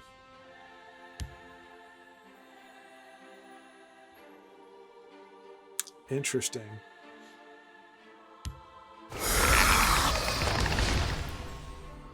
Oh, right. Keep forgetting it's going to get ward. Sorry, folks. My brain is nowhere. And let me just pause to apologize in advance for any sloppiness here. Oh, and that really... Those are the kind of things. And he's going to get the... He gets the ward because he came down as a 2/5. So Debilitate is going to be a saver for C-City, and he's going to be able to put Vasheri down. Again, that's another great card. Comes down as a 1.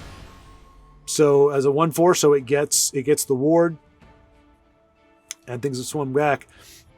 But Ulfric's, yeah, that's going to be too tempting. See, Beast is going to want to break one of those runes to get that draw.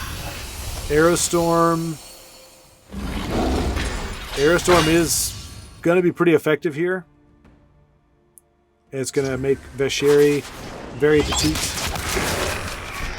Incredibly petite. Red Brahmin. Now, see, there you go. There's your late game that you're hoping to draw into. Catch is, it's going to uncurse everything. That's not an easy decision to make.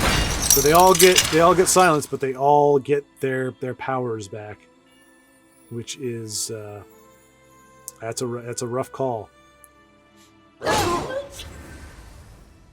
So it looks like with Tiny Dargan isn't going to be a factor on this particular turn in terms of clearing the board, but Sea City really needs a card to help him dig his heels in. Is this on card draw or drain?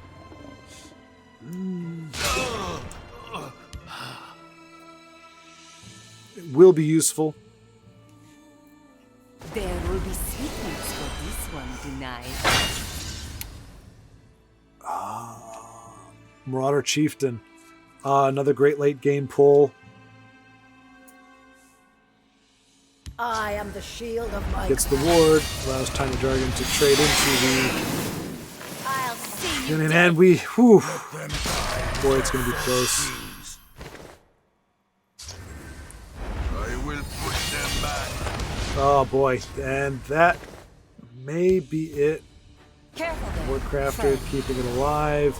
Shadowfen probably to silence the 4/5. Yep. So that's 3, 4, 9. 5th Legion Trainer. Good card in general. Kill them all! I'll see you dead. No one touch me. The dangerous part is Sea City will have to break a rune to get that drain. I'm sure we'll see 5th Legion come down. Maybe, yeah, replacing Training is over. It's one of the cards in order to get that ward. Grim Champion. And really shoot, he will hit face. Defensive Bruma, that's probably going to do it. What is that? Is that buffed by 2? Okay, 1. No one touches me. Boy, if the Marauder still had its powers, that Defensive Bruma would be... Oh, spoke too soon. It does have it, and Defensive Bruma is going to pretty much just make it go crazy. Fight like a child. Kill them all! Next turn. So he's going to go up to 11.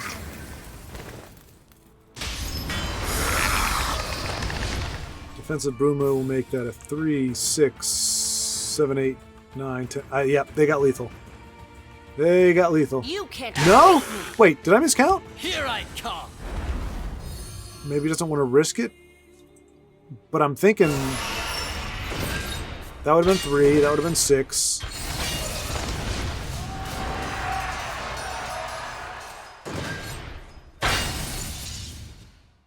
Almost OTK. It has been an engagement. Interesting. That was fought well. Fortune smile upon me. Khajiit will keep you safe. Well played, Beast of Burden. Well played, and well played, Sea City. Back and forth. There's really not... He takes a sweet roll, and that'll be how it wraps up.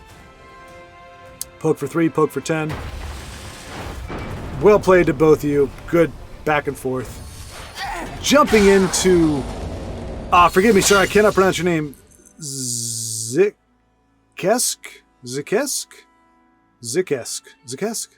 I don't know. I feel like I'm saying it the same exact way.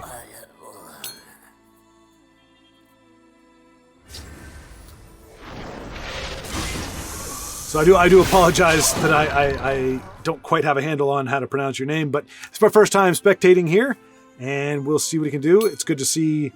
This is Daggerfall Covenant, I believe, is the color. You just don't see it that often. Although it has great cards like that and Sower of Revenge. Happy to see Blood Dragon into the mix. Blood Dragon's one of my favorites. If it can stick, if it survives 2 turns, great value usually. Up against Shaffer, perhaps, running Telvanni. Doing the Telvanni things with the... And he's going to be able to finish him off. Wow, what an answer for Gortwog. Only real consolation is that, yeah, as Isaac has a ton. I'm going to call him Z. I'm going to call you Z for now. In the comments, if you see this video, excuse me, please let me know how to pronounce it. Give me a phonetic spelling, and I'll be happy to pronounce it. But right now, I'm just calling him Z. Z has a ton of cards. Night Mother will guide us. You guys want to finish off or Leaf Lurker? No? Okay. Daggerfall Mages. And Z is definitely putting together a formidable assault team. Is going to want to kill the Blackhand Messenger. And that's the great answer to what Z had going on there. It does still allow him to get some draw from his Daggerfall. Emmerich We will win the day or die trying. takes out the non-Argonian Argonian, or the Argonian looking. Oh, and that's a tough call. I don't know if Z is running the douche. For his sake, I hope so, because otherwise it's going to be a rough haul.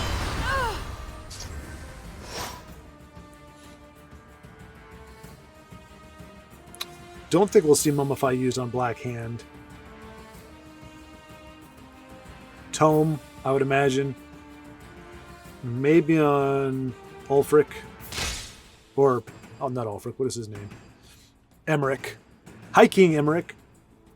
High King Emmerich.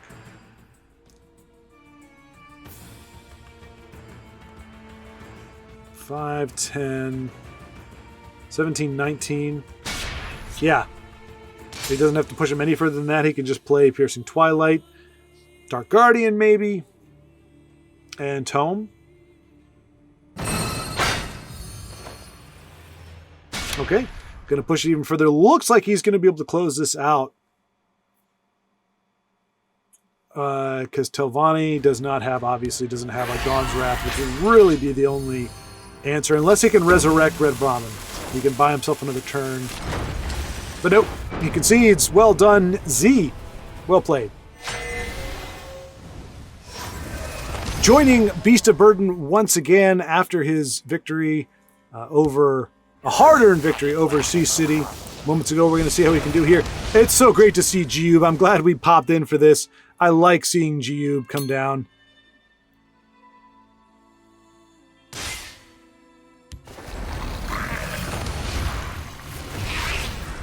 So yes, these are obviously decks that are constructed specifically to take advantage of the. Oh no, Giube!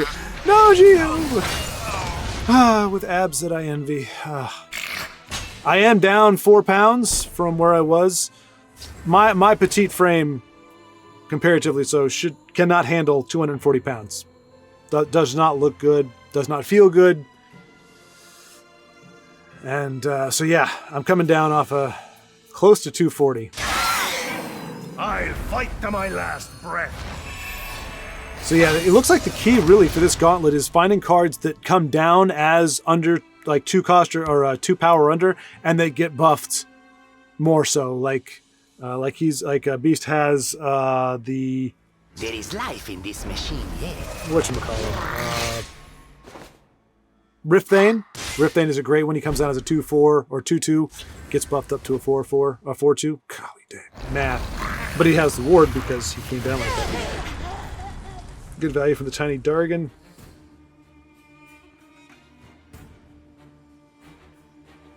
I'm not sure if he's. I think he's.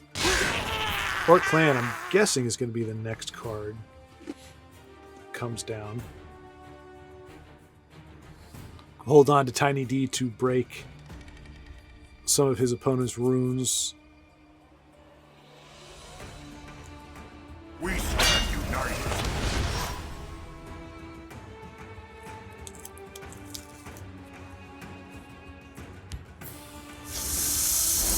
Snake coming down with the ward again. So it's really cool. You get to see a lot of stuff that you would think, oh, that's not a great play or not a great card. And you're like, oh crap, no. But you give that thing a ward, it suddenly becomes very good. Still results in favorable trades for Beast. Chooses not to use Crusader's Assault. Maybe Raxson Berserker. He's another one. Great to use for this. Coming down all tiny and whatnot, and then gets a nice buff and still gets that ward. Yeah, Beast has really just put together a really nice deck here. Maximizing the impact. Dark Poetry 44 with more snacks. Lots and lots of snacks.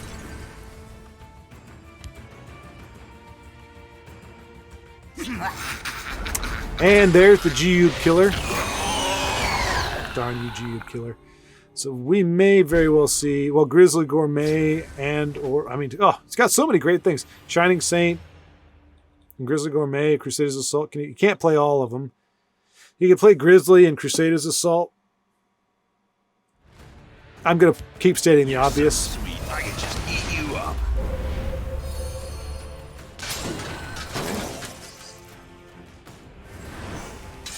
There we go. And we saw that being put into great effect in the game against Sea City, where he just kept the draw going. And Penitus, another champion of last game, 5th Legion. Lots of cards coming down as low cost, and she buffs them up, and they still get their award. So yeah, just a really, really effective deck here.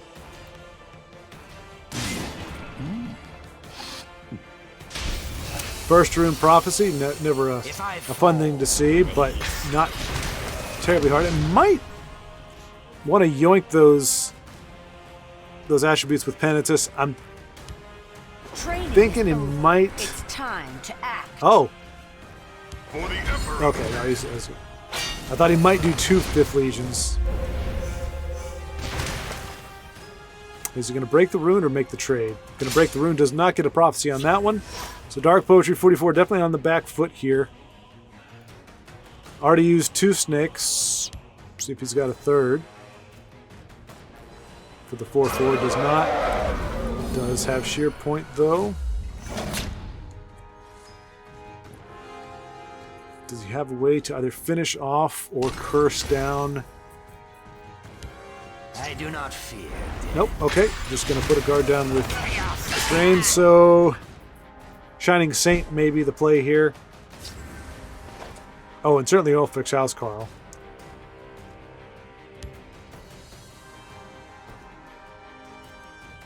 You can play all 3 of them.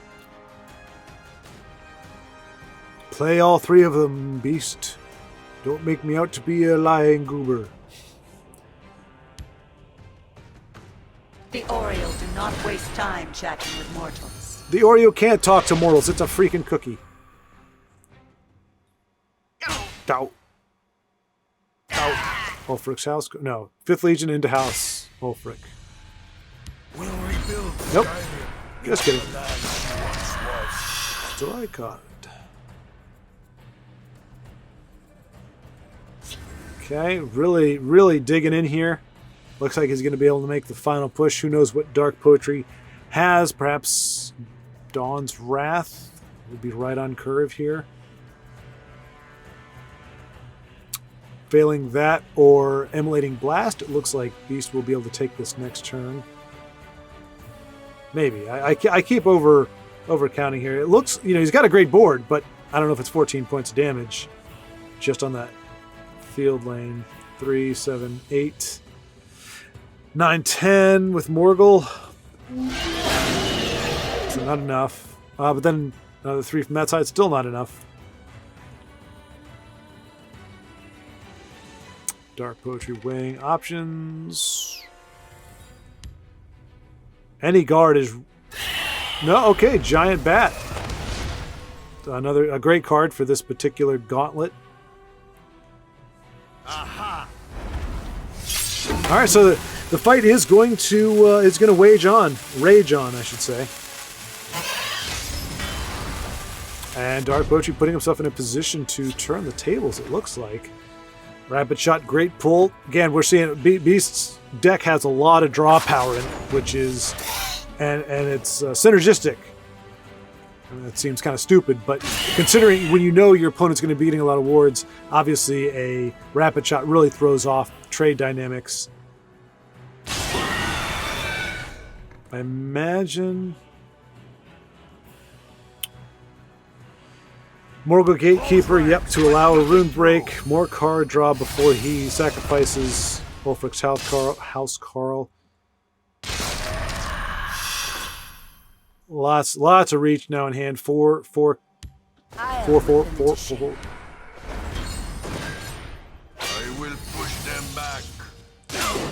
trade. Sets himself up really nice for the next board. Dark Poetry really has put up a great fight. Kind of reminds me of C-City's game. Oh, I spoke too soon. You cannot depend on RNG to bail you out. That's a great card for this, though. Great card for it.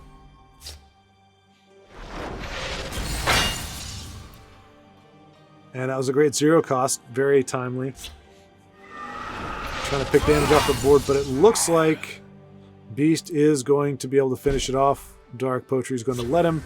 Maybe hoping for that last Rune Prophecy, but as we know, Beast has enough to skip that rune with the last 2. And is going to take it in a fine display of offensive power. Well done, Beast of Burden. That's 2 in a row we've seen. Good stuff. Already looks like the activity is kind of worn down a little bit. Not as many folks online, not as many folks playing, so I figured I would jump in just to be able to bookend this whole thing. I certainly didn't want to end with it being on one of my videos, but I was like, you know what? I'm a little bit worn out. I think this video is going to be at least an hour and a half, maybe a little bit more. So it's already a pretty good length. This is my Ping Me deck, which is essentially a self-harm deck, but self-harm just sounds so horrible. Like, why would you build a deck for self-harm? So that's what it is in spirit, but I call it Ping Me. Let's do Raging Worker. Create our opponent. So this is, a long time ago, I made a Redoran.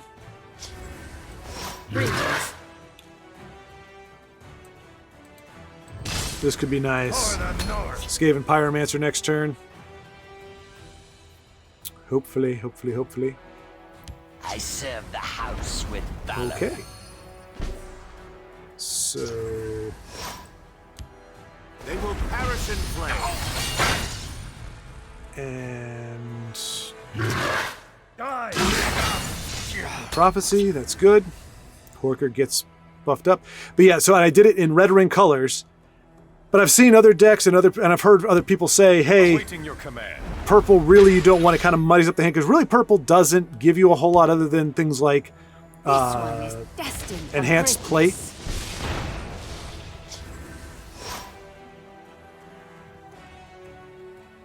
Alright, so Your life. my concern is, With interest. like, I would want to give him the extra. You have met your end. Tell you what, let's do that. You have met your end.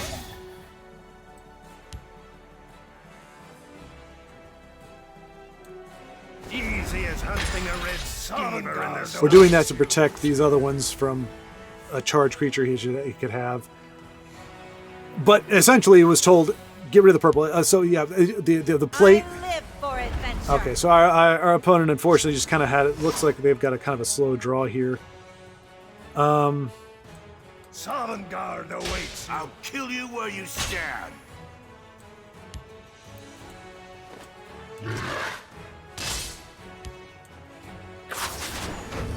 Naught but distress. Your life is forfeit. And finish it off with a Candleheart Easy as Brawler. hunting a red skeever And that's it. Okay, so yeah, I was just told that Crusader is a more streamlined version. All that you get with Endurance really is health, or is healing and